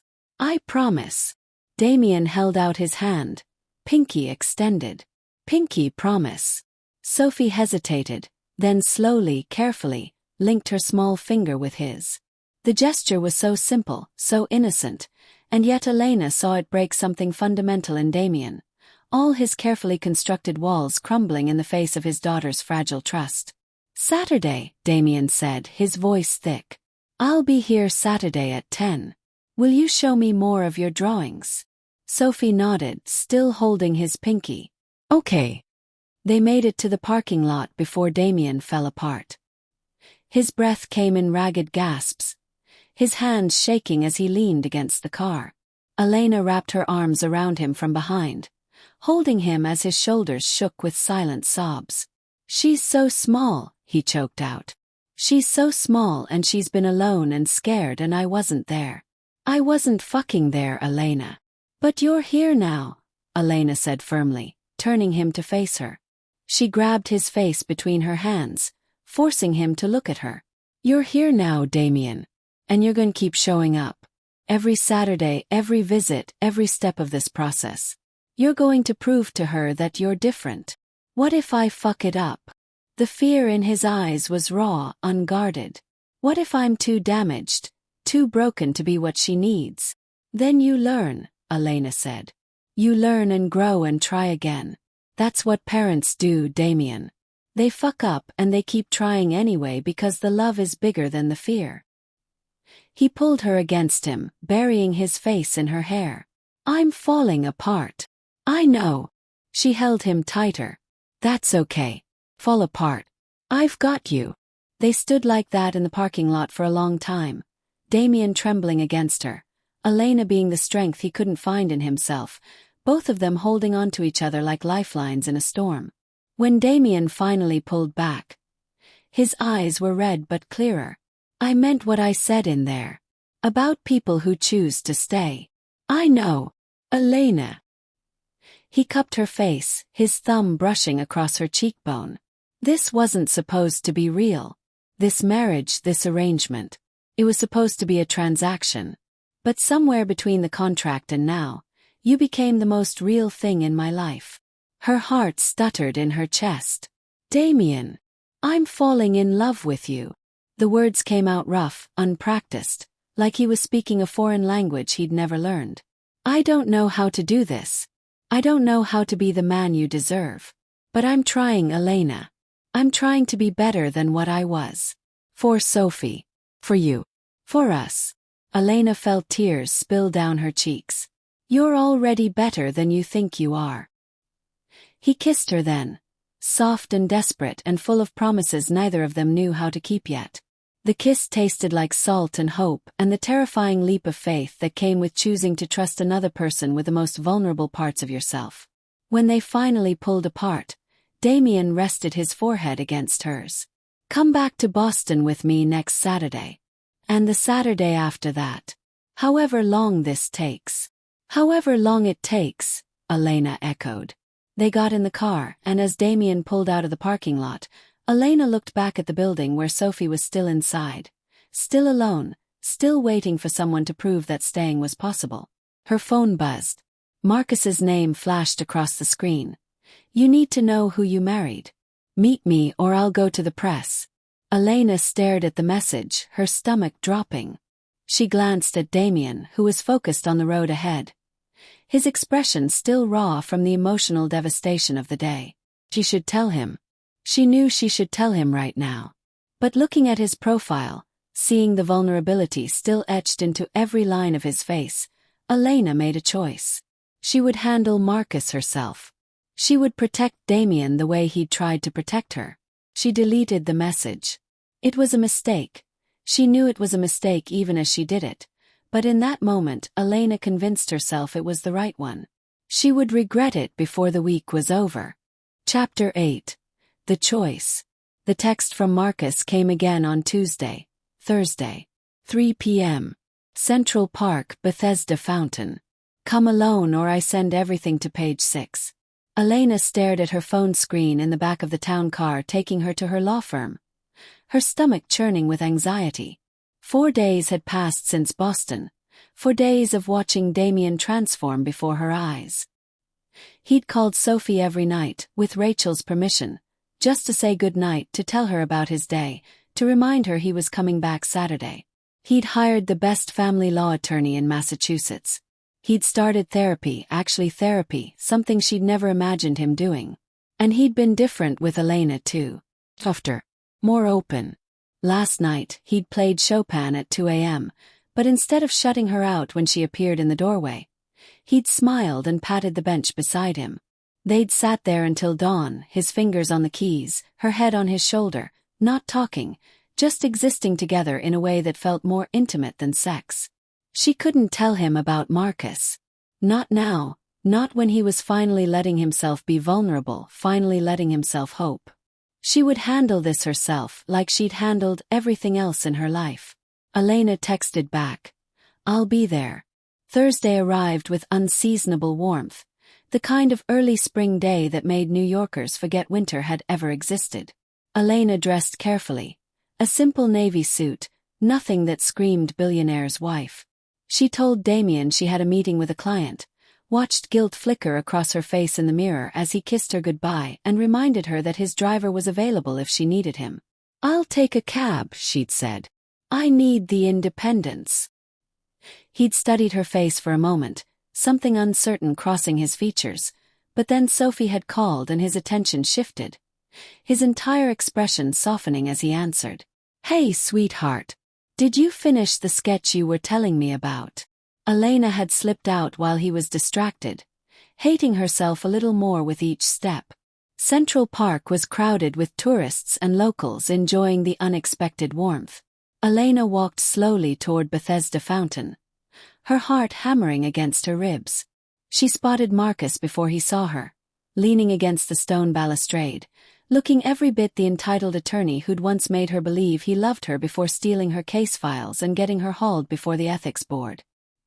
He was still handsome in that clean-cut, all-American way. But standing there in his perfectly tailored suit that cost a fraction of what Damien wore, Marcus suddenly looked small to her. Eddie. A man who took shortcuts because he didn't have the spine to build something real. "Elena." He smiled, but it didn't reach his eyes. "You look good. Marriage to a billionaire suits you. What do you want, Marcus?" She kept her distance, staying out of reach. "You said you had information about Damien. Right to business. I always admired that about you." He pulled out his phone, swiping through screens. "Do you know how your husband really made his fortune? Real estate development. I've read his public financial disclosures." "The public ones, sure." Marcus turned the phone toward her, showing her a spreadsheet with names and numbers. "But did you know about Cross Acquisitions LLC? The subsidiary he keeps buried under layers of shell companies." Elena's blood ran cold as she scanned the document. Names she recognized. Families from her old neighborhood, people who'd lost their homes, businesses that had shuttered overnight. And there, in clinical black and white, was the mechanism. Damien's company had purchased their debts, then aggressively pursued collection through legal threats and foreclosure. "He's destroyed hundreds of families, Elena. Maybe thousands. He buys up distressed debt for pennies on the dollar, then crushes people who can't pay." Marcus's voice took on a righteous tone that made her skin crawl. "Your father's gambling debt. That wasn't coincidence. Cross targeted him specifically. Bought up every marker he had, then used you as leverage." "I know," Elena said quietly. Marcus blinked. "You know. I'm not an idiot, Marcus. I'm a lawyer. You think I married a man like Damien Cross without doing due diligence?" She straightened her spine, channeling every ounce of courtroom confidence she possessed. "Yes, I know how he made his money. I know about the debt acquisition business. I know he targeted my father. And you married him anyway."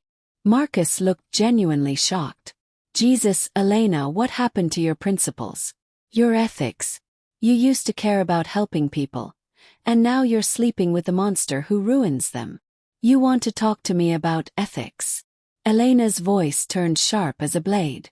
"You who stole my case files and tried to get me disbarred so you could make partner. You who's standing here trying to blackmail me." "I'm trying to expose him," Marcus shot back. "Someone needs to hold men like Cross accountable."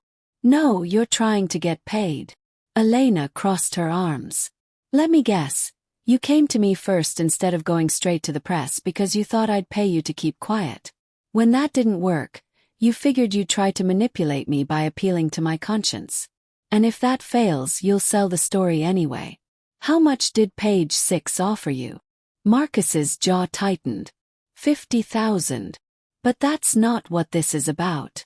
It's exactly what this is about. Elena stepped closer, lowering her voice. You saw me marry a billionaire and thought you could cash in. You don't give a damn about the families he hurt. If you did, you'd have gone to the authorities, not a gossip column. The authorities won't touch him. He's too rich, too connected. Marcus grabbed her arm, his grip tight enough to hurt. But you could stop him, Elena. You could leave, take half his assets in the divorce, expose everything. You could be a hero instead of a collaborator. Let go of me. Elena's voice was ice. He released her arm but didn't step back. Your father's debt was $300,000. Do you know how much Cross paid for it? 20,000. He made a 1,400% return on ruining your family, then used it to buy you like a piece of property. Doesn't that make you sick? Did. God, it did. But Elena had learned something in the past 2 months of living with Damien Cross. People were complicated, messy, capable of being both monster and man. She'd seen Damien's ruthlessness, yes. But she'd also seen him weep in a parking lot over the daughter he'd lost. Seen him play piano at 2 a.m. with a gentleness that contradicted everything else about him. Seen him trying desperately to be better than he was. What Damien did was wrong, Elena said carefully. I'm not defending the debt acquisition business. I'm not saying those families didn't suffer. They did, and he'll have to answer for that. Then leave him. Help me expose him. I said I'm not defending it. I didn't say I was leaving him. Elena met Marcus's eyes steadily. Because here's what you don't understand. Damien is changing. He's dismantling that business. He's trying to make amends. And I can do more to help those families by working with him than I ever could by destroying him. You're delusional. Marcus laughed bitterly. Men like Cross don't change. He's probably just hiding assets, preparing for when you finally wake up and leave. Maybe, Elena admitted. Maybe I am delusional. Maybe he'll revert to exactly who he was. But right now, in this moment, he's trying. And I've never been the kind of person who gives up on someone when they're trying. Even if staying with him destroys your reputation, your career, everything you've built.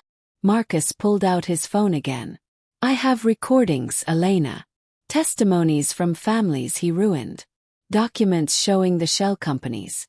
If I release this, you'll be collateral damage. The gold digger attorney who sold her soul to a billionaire. Is he really worth that? Elena thought about Damien's face when he'd first seen Sophie. Thought about his hands shaking as he made a pinky promise to a little girl who'd been given every reason not to trust adults. Thought about the way he'd looked at her last night and said, I'm falling in love with you, like he was admitting to a terminal illness. Yes, she said simply. He is. Marcus stared at her like she was a stranger. I don't even recognize you anymore. Good. Because the Elena you knew was so busy trying to be perfect that she let people like you take advantage of her. Elena pulled out her own phone, opening the voice recorder app. Here's what's going to happen, Marcus. You're going to delete every file you have on Damien. You're going to walk away from whatever deal you made with Page 6. And you're going to leave us alone. Or what? Marcus sneered. You'll have your husband destroy me. Prove my point that he's a monster. No. Elena held up her phone, showing him that she'd been recording their entire conversation. Or I'll file a police report for extortion. Then I'll file a complaint with the Bar Association. You've already got 1 ethics violation on your record, Marcus. Want to go for 2? See if they let you keep your license this time. The color drained from Marcus's face. You're bluffing. Try me. Elena's smile was all teeth. You said I've changed. You're right, Ev. I've learned from the best how to be ruthless when necessary. The difference between me and Damien is that he used his power to destroy people. I'm using mine to protect them. Marcus was silent for a long moment, his jaw working with barely suppressed rage. Finally he spat. Fine. Keep your monster. But when he shows you exactly who he is, When he breaks you the way he breaks everyone who gets close, don't come crying to me. I won't. Elena pocketed her phone. Goodbye, Marcus. She turned and walked away, her legs shaking but her spine straight. She made it halfway across the park before the adrenaline wore off and she had to sit down on a bench. Her hands trembling so badly she could barely hold her phone. She'd won. She'd protected Damien, protected their chance at something real. But at what cost? Marcus was right about one thing. The debt acquisition business had destroyed families. Real people with real lives. And Elena had just chosen to protect the man responsible rather than expose him. Was she a collaborator now? Had she traded her principles for love? Her phone rang. Damien's name flashed across the screen. Elena took a deep breath, steadying herself, then answered. Hey! Where are you? His voice was tight with barely controlled emotion. And don't lie to me, Elena. I've learned what your lying voice sounds like.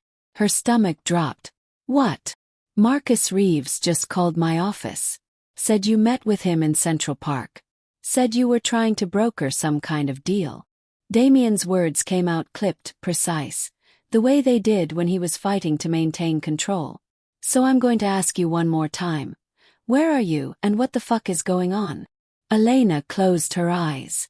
Of course Marcus had called.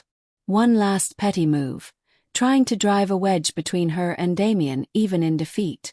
I'm at Central Park, she said quietly. Bethesda Fountain. I was just about to call a car. Don't. The line went dead. Damien arrived 12 minutes later. His town car pulling up with enough speed that several tourists jumped back from the curb. He got out before it had fully stopped. His face a mask of controlled fury as he stalked toward her. Elena stood, squaring her shoulders. If this was the fight that broke them, she'd face it standing. Explain.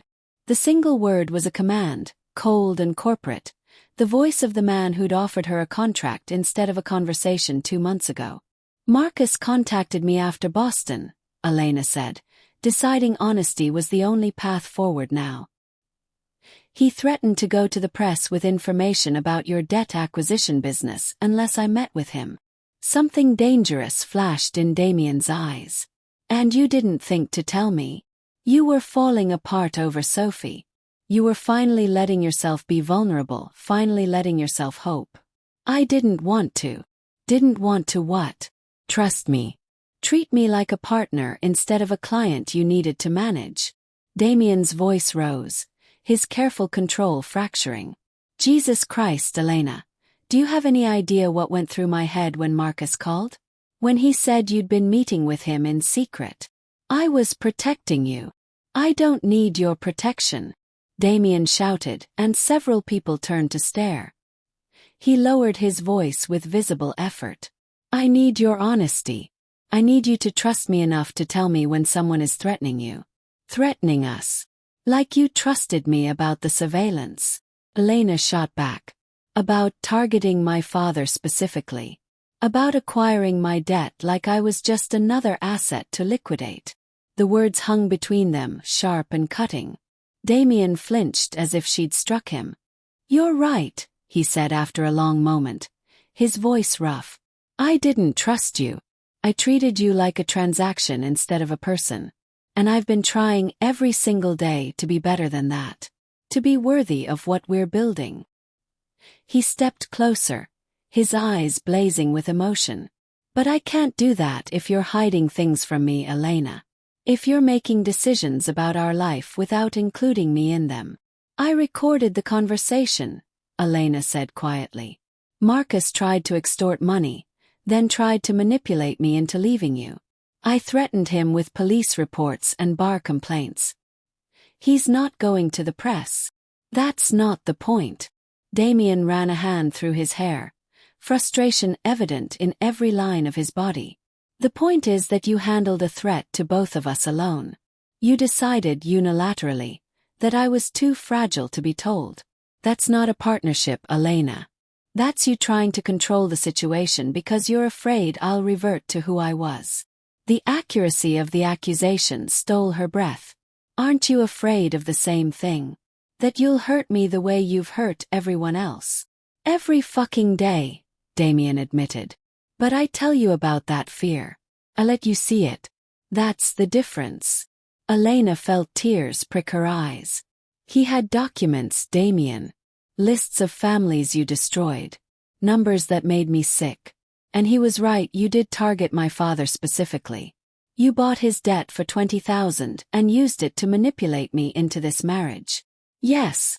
Damien didn't flinch from the accusation. I did all of that. And I can't take it back. All I can do is try to make it right going forward. How? Elena's voice broke. How do you make something like that right? Those families lost everything because of you. My family almost lost everything.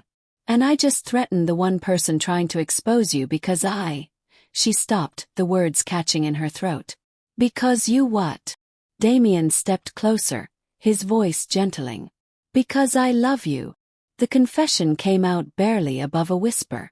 And I don't know if that makes me strong or weak or stupid, but there it is. I love you, Damien. And that terrifies me because loving you means accepting all the ugly parts, all the damage you've done, and choosing to believe you can be better anyway. Damien's breath caught. He reached for her, cupping her face with both hands, his thumb brushing away tears she hadn't realized were falling. Elena. But I need you to be better, she continued, her voice fierce despite the tears. Not for me, not for Sophie, but because it's the right thing to do. The debt acquisition business, Damien, has to end. Not gradually, not quietly. It ends now, today, and you make amends to every family you can find. That could cost me half my empire, Damien said quietly. I know. Elena held his gaze. William's inheritance, the grandfather clause. All of it might be gone by the time the courts approve your petition for Sophie. You could lose billions trying to make this right. And if I'm not willing to do that? If I choose the empire over the amends? The question wasn't a challenge. It was genuine, raw, the fear that he couldn't be the man she needed clear in his eyes. Elena took a shaky breath. Then I'll still love you. But I can't stay. Because I can't be with someone who has the power to change and chooses not to use it. I can't raise Sophie in a house built on other people's suffering. The silence stretched between them, heavy with the weight of the choice she'd laid at his feet. Around them, Central Park continued its rhythm. Joggers passing, children playing, tourists taking photos of the fountain. But Elena's entire world had narrowed to this moment, this man, this decision that would define both of their futures. Damien's hands trembled against her face. When he finally spoke, his voice was barely audible. I choose you. Even if it costs me everything. Elena's breath hitched. Damien. I choose you and Sophie, and the family we're trying to build. I choose being able to look at myself in the mirror and see someone worthy of your love. He pulled her against him, burying his face in her hair. Julian is going to kill me. The board is going to revolt. Half my investors will bail. But you're right. Has to end. All of it. You're sure? Elena pulled back to look at him. This isn't about me forcing you to change. This has to be your choice. It's my choice. Damien's eyes were clear, certain. Despite the fear she could still see lurking in their depths. I'm tired, Elena. I'm tired of being the man who destroys instead of builds. I'm tired of measuring my worth in assets liquidated and debts collected. I want to be the man Sophie believes I can be when she looks at me. The man you believed I could be when you agreed to come to Boston with me. Then let's do it together. Elena laced her fingers through his. Not a contract this time. A real partnership. We dismantle the debt business, we make amends where we can, we fight for Sophie, and we figure out who we are without the games and the secrets. No more secrets, Damien agreed. No more hiding threats or fears or ugly truths. We're in this together, for better or worse. That sounds like a wedding vow. Maybe it should be. Damien pulled a small velvet box from his pocket, and Elena's heart stopped. This isn't a proposal. Not yet. We have too much work to do, too much to figure out. But I bought this 3 days ago after Boston. After you held me while I fell apart and didn't run when you saw how broken I really am. He opened the box, revealing a simple platinum band with a single diamond. Nothing like the ostentatious engagement ring he'd given her for show when they'd first signed the contract. This was real, understated, beautiful in its simplicity. "When we're ready," Damien said softly. "When the debt business is dismantled, when Sophie is home with us, when I've proven to you that I can be the man you deserve. Ask me again. Ask me to marry you for real this time. Not a contract but a choice. And I'll give you this ring and mean every word of the vows that come with it." Elena stared at the ring, then at Damien, seeing all of him. The monster and the man, the ruthless billionaire and the broken father, the predator who'd bought her like property and the person who was desperately trying to be worthy of her love. "Okay," she whispered. "When we're ready." He closed the box and pocketed it, then kissed her, soft and sweet and full of promise. Around them, a few tourists applauded, probably thinking they'd just witnessed a proposal. Elena almost laughed at the irony. They'd witnessed something both more and less than that. Not an engagement but a choice. The terrifying, exhilarating choice to try, to risk, to believe that broken people could build something real if they were willing to do the work. "Take me home," Elena said when they pulled apart. "We have phone calls to make." "Julian first," Damien sighed. "He's going to demand I have my head examined." "Probably. But he'll understand." Elena took his hand as they walked toward the car. "And Damien, thank you for trusting me enough to choose this. For choosing us." Elena showed Damien the message, watching his face soften with emotion that would have been impossible 2 months ago. "Of course we're going," he said. "Both of us. Together." "Together," Elena echoed, and meant it with everything she had. Meanwhile, across the city, Marcus Reeves sat in his office, staring at his phone with white-knuckled fury. The recording he'd made of his conversation with Elena had been useless. She'd been too smart, too careful, never saying anything that could be construed as illegal. And her counter-recording of him attempting extortion had turned the tables completely. He'd lost. Again. Elena Morgan had beaten him again. But Marcus wasn't the kind of man who accepted defeat gracefully. If he couldn't expose Damien Cross through the press, there were other ways. Darker ways. People who would pay handsomely for detailed information about Cross's business practices. His routines, his weaknesses. Marcus opened his laptop and typed an encrypted message to a contact he'd made years ago. Someone who operated in the shadows where ethics violations and blackmail were minor infractions compared to what they were willing to do. "I have information about Damien Cross. His patterns, his vulnerabilities, his family situation. What's it worth to you?" The response came within minutes. "Everything. Name your price." Marcus smiled grimly. If he couldn't destroy Cross legally, he'd find someone who could do it another way. And if Elena got caught in the crossfire, well, she'd made her choice. She'd picked the monster over the man trying to expose him. She'd have to live with the consequences. He hit send on the encrypted file containing everything he knew about Damien Cross's life, habits, and the 9-year-old daughter he'd just reunited with in Boston. The game, Marcus thought, was far from over. "Thank you for loving me anyway," he replied. "For seeing the monster and staying long enough to find the man underneath." They got into the car, and as the driver pulled away from Central Park, Elena felt something shift inside her. Not resolution exactly, but the beginning of it. They still had so much ahead of them. Legal battles over Sophie, the dismantling of an empire built on suffering, the work of learning to truly trust each other without contracts or conditions. But for the first time since she'd signed her name on that 30-page document, Elena felt like they were building something real. Something that might actually last. Her phone buzzed. A text from Rachel Morrison. "Sophie asked if you're coming Saturday too. She drew you a picture." Epilogue, The Vow. 18 months later. The Brooklyn brownstone smelled like paint and possibility. Elena stood in the doorway of what had once been a formal dining room, watching as Damien and Sophie worked together to hang her latest artwork. A massive canvas explosion of color that Sophie had titled, "Finding Home." The late afternoon sun streamed through the bay windows, casting golden light across the hardwood floors that still showed the scars of a century of life. "A little to the left," Sophie directed, her voice carrying the confidence of a child who'd learned that her opinions mattered. "No, Dad, your left, not mine."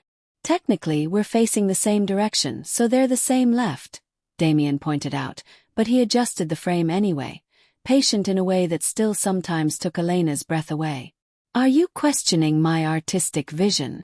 Sophie asked, hands on her hips in a pose so reminiscent of Damien's boardroom stance that Elena had to suppress a laugh. "Wouldn't dream of it." Damien secured the frame to the wall, then stepped back to admire it alongside his daughter. "Perfect. Perfect," Sophie confirmed, then threw her arms around his waist. "Thanks, Dad." Elena watched Damien's face transform, the softness that appeared whenever Sophie called him Dad, still undimmed by repetition. 14 months since the courts had finalized his parental rights, 14 months of Sophie living with them full-time, and he still looked at her like he couldn't quite believe she was real. "Dinner in 30 minutes, Elena announced, pushing off the doorframe. "Sophie, homework before you disappear into your studio." "But I'm in a creative flow state," Sophie protested, already heading toward the stairs. "Creative flow state can resume after calculus," Elena called after her. "That's not fair." "Dad, tell her that's not fair." "Your mother said homework first," Damien replied, and Elena's heart did that stupid skip-beat thing it always did when he called her that. They'd explained to Sophie 6 months ago that Elena wasn't her biological mother, would never try to replace Vanessa in her heart, but that family was built on choice as much as blood.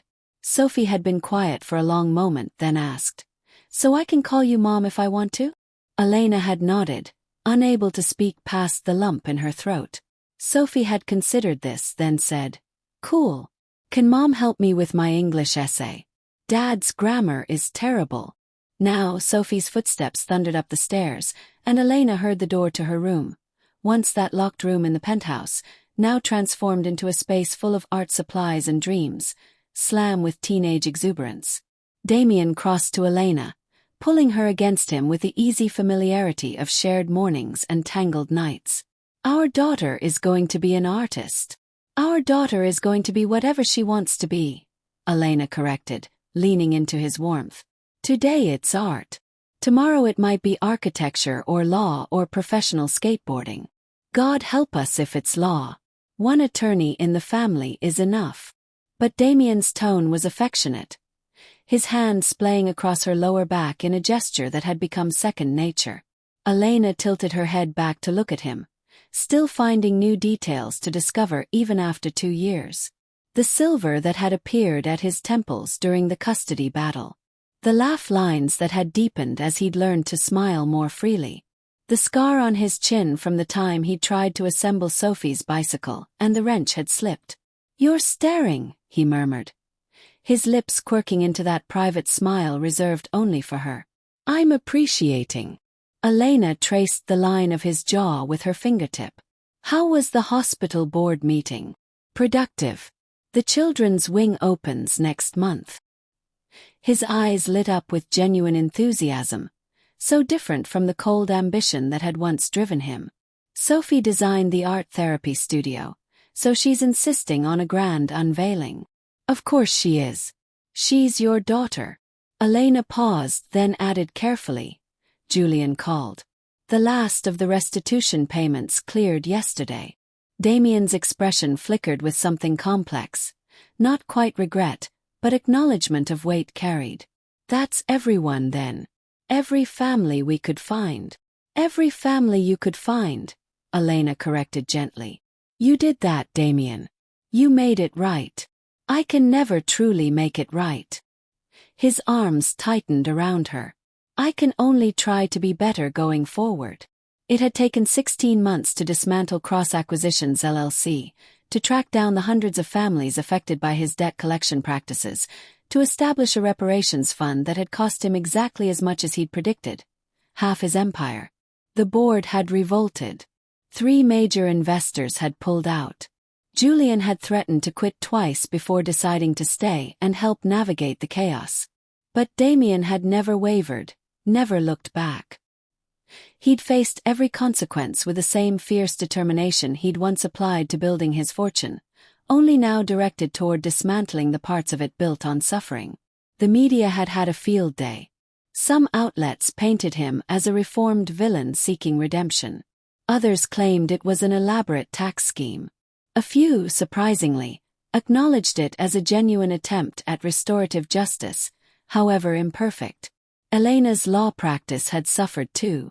Several high-profile clients had dropped her, uncomfortable with the association. But others had come. People who needed family law representation and couldn't afford the big firms. People who'd heard about the attorney who'd convinced a billionaire to give away half his fortune to make amends. They'd downsized from the penthouse to this brownstone in Brooklyn. Sold the Hamptons estate and the vacation homes. Damien still had wealth. You didn't fall from billionaire to poor by doing the right thing. But it was different now. More modest. More earned. And somehow, in losing half his empire, he'd gained everything that mattered. "I need to check on dinner," Elena said, but didn't move from his embrace. "In a minute." Damien's hand drifted to her stomach, splaying across the small bump that had only recently become visible. "How are you feeling?" "Like I'm growing a human being inside me, which is simultaneously miraculous and deeply weird." Elena covered his hand with hers. "She's been kicking more today." "She?" Damien's eyes widened. "Did the doctor tell you?" "No, just a feeling." Elena smiled. "Though if it's a boy, we'll love him just as much." "Obviously." But Damien's expression had gone soft and odd, the same look he'd had when she told him about the pregnancy 3 months ago. They'd been in this very room, still filled with moving boxes, and she'd simply handed him the positive test without preamble. He'd stared at it for a full minute before collapsing onto the floor and pulling her down with him, both of them laughing and crying and terrified and elated all at once. Sophie had been thrilled, immediately declaring herself the best big sister in Brooklyn and beginning elaborate plans for the nursery that mostly involved covering every surface with hand-painted murals. "Dad, Mom, are you guys being gross again?" Sophie's voice carried down from upstairs. "We're not being gross," Damien called back. "We're being affectionate." "That's the same thing." Elena laughed against Damien's chest. "She's right, you know. We are kind of disgustingly happy. I have no regrets about that." Damien kissed the top of her head, then released her with obvious reluctance. "Go check on dinner. I'll make sure Sophie is actually doing homework and not sketching." "She's definitely sketching." "I know. But we have to maintain the illusion of parental authority." Elena headed toward the kitchen, passing walls covered with Sophie's art and family photos. Formal portraits from the custody hearings, candid shots of birthday parties and beach days, the three of them learning to be a family in real time. The kitchen was a work in progress like the rest of the house. They'd bought the brownstone as a fixer-upper, Damien claiming he wanted to build something with his own hands for once instead of just signing checks. The reality was messier. Contractors who didn't show up, plumbing disasters, Elena and Sophie teasing him mercilessly every time he had to call a professional, but it was theirs in a way the penthouse never had been. As she stirred the pasta sauce, homemade, another new skill they were all learning together, Elena's phone buzzed with a text from Rachel Morrison. "Saw the news about the hospital wing. Sophie must be so excited. You're all invited to the ribbon cutting for the new Foster Family Resource Center next month." Sophie inspired it. "Thank you for everything." Elena smiled, typing back a response. Rachel had become more than a caseworker. She'd become a friend, someone who'd fought alongside them through every step of Sophie's adoption process and understood the miracle of their found family. "Something smells amazing." Damien appeared in the doorway, leaning against the frame with his sleeves rolled up and his tie long since discarded. This version of him, casual, domestic, at peace, was still her favorite. "Sophie is, as you predicted, sketching. But the calculus book is open next to her, so I'm calling it a win. We'll take what we can get." Elena turned off the burner, wiping her hands on a dish towel. "Can you get the plates?" "Yes, I know the routine." Damien moved to the cabinet with the ease of someone who'd memorized the patterns of shared life. "We're very domestic now. Does it bother you?" Elena asked, suddenly uncertain. Going from penthouse galas to dinner in Brooklyn. From billion-dollar deals to PTA meetings. Damien set down the plates and crossed to her, framing her face with both hands. "Elena, look at me." She met his eyes, seeing the absolute certainty there. "This," he said quietly, "is everything I never knew I wanted. This house that's falling apart. This daughter who argues about homework and paints on every available surface. This life that's small and loud and chaotic and real." His thumb brushed across her cheekbone. "You gave me this. You saw the monster and loved me anyway, but you also demanded I be better. And in becoming better, I found out who I actually am underneath all the power and control." "Who are you?" Elena whispered. "A father. A husband." He smiled, soft and genuine. "A man who plays Chopin badly at 2 a.m. and can't assemble bicycles and burns toast more often than not. A man who's happy." "You burned toast this morning," Elena confirmed. "Sophie asked if we should install a fire alarm specifically in the kitchen. See, I'm a disaster." But Damien was grinning.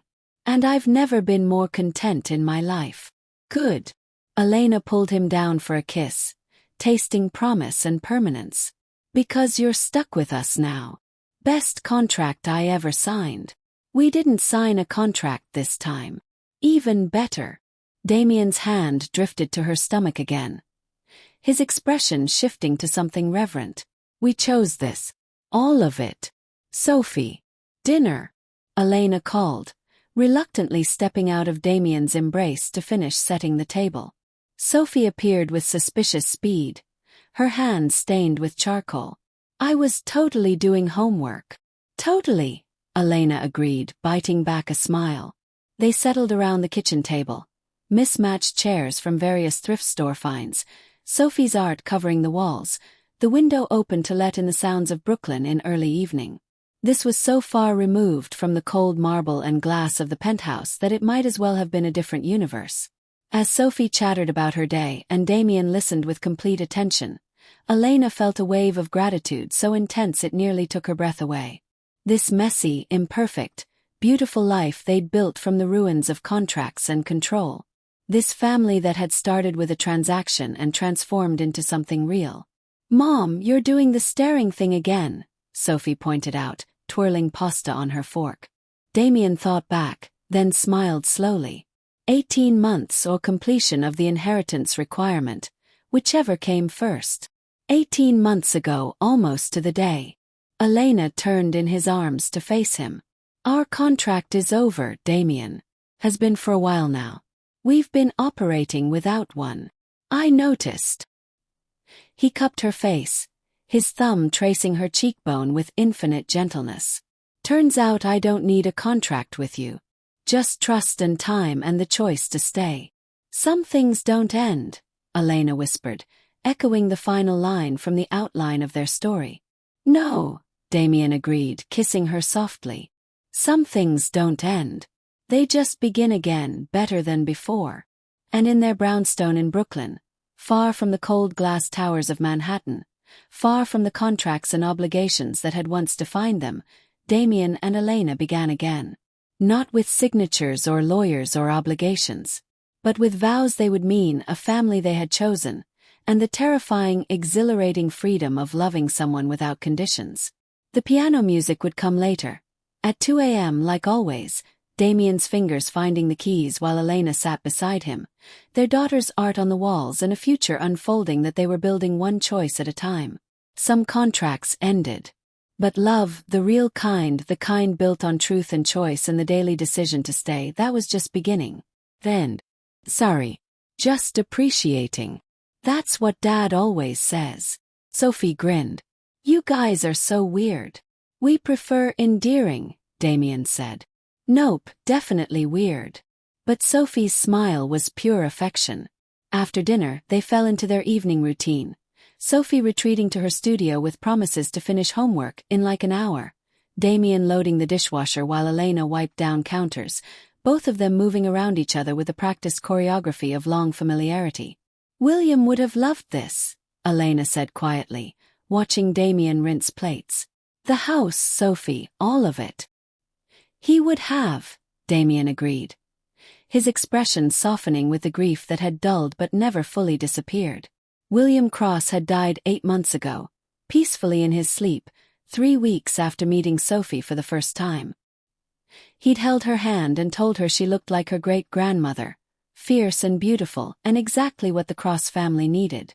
Then he'd pulled Damien aside and said, "You found your way home, boy. I'm proud of you." The inheritance clause had been nullified long before, made irrelevant by Damien's choice to dismantle the debt business. But William had left a trust for Sophie anyway.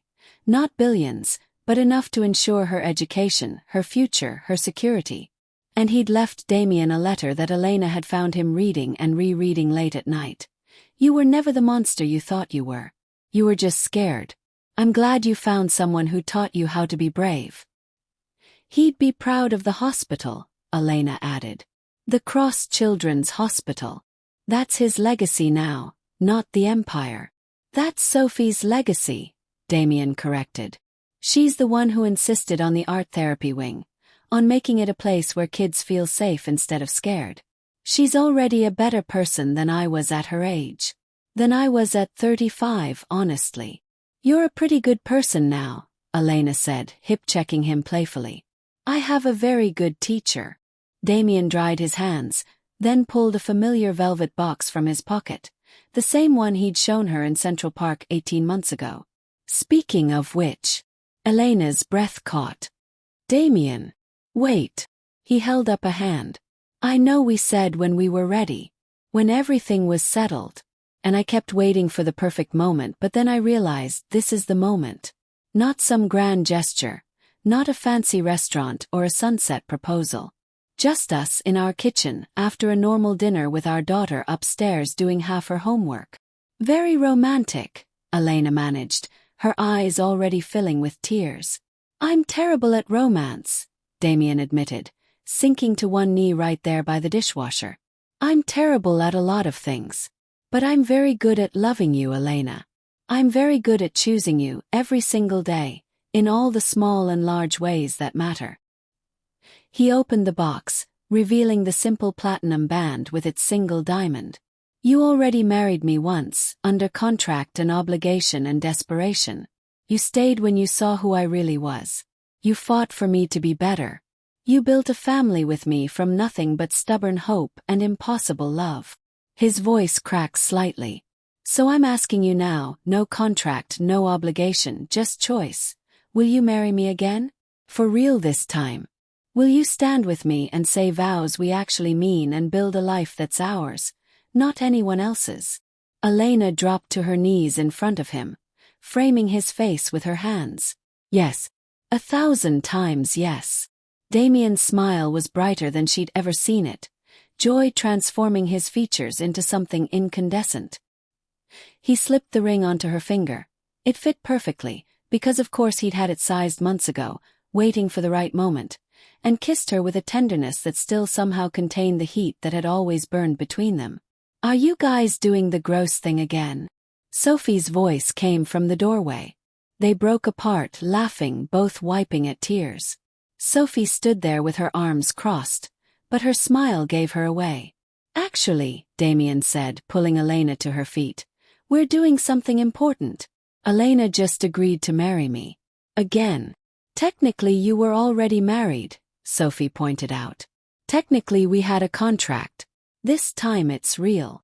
Damien held out his arm, and Sophie rolled her eyes but came over anyway, letting him pull her into a hug that included Elena. "This time we're choosing it." "So what, do I have to be a bridesmaid?" Sophie asked, but her voice was suspiciously emotional. "Would you want to be?" Elena asked carefully. Sophie was quiet for a moment, then nodded against Damien's chest. "Yeah, I would. 'Cause even though you guys are super weird and gross, you're my parents. My real parents. And I want to be there when you promise to stay." Elena's heart cracked open in the best possible way. "Then you'll be there. Front row. probably critiquing the flower arrangements. Obviously. I have artistic standards. Sophie pulled back, swiping at her eyes. Can I design the invitations? Absolutely, Damien said. And can we have the wedding in the hospital art wing? Before it officially opens. That's actually brilliant, Elena admitted. I know. I'm very smart. Sophie hugged them both again, fierce and quick, then disappeared back upstairs before they could see her cry. Damien pulled Elena close again, resting his chin on top of her head. We're really doing this. We really are. Elena looked at the ring on her finger, simple and perfect and real. When should we? Tomorrow, Damien said immediately. Tomorrow, next week, next month, I don't care. Whenever you want. I've already waited 2 years to make you my wife for real. Let's give Sophie time to design the invitations, Elena decided. And we should probably tell people this time instead of surprising them. Probably wise. Damien kissed her temple. Though I do enjoy surprising people. You've done enough surprising for one lifetime. Fair point. They stood in their kitchen, their messy, imperfect, beautiful kitchen, as evening deepened into night outside. Somewhere upstairs, Sophie was probably sketching wedding designs instead of finishing her calculus homework. In a few months, there would be a baby joining their chaos. The house still needed renovations. Elena's practice was still rebuilding. Damien was still learning how to be the kind of man who chose connection over control. But they were choosing it. All of it. Together. Hey, Elena said softly. Remember the contract? The one we signed in that lawyer's office. The 30 pages of terms and conditions. I remember. Do you remember what it said about the ending? The termination clause.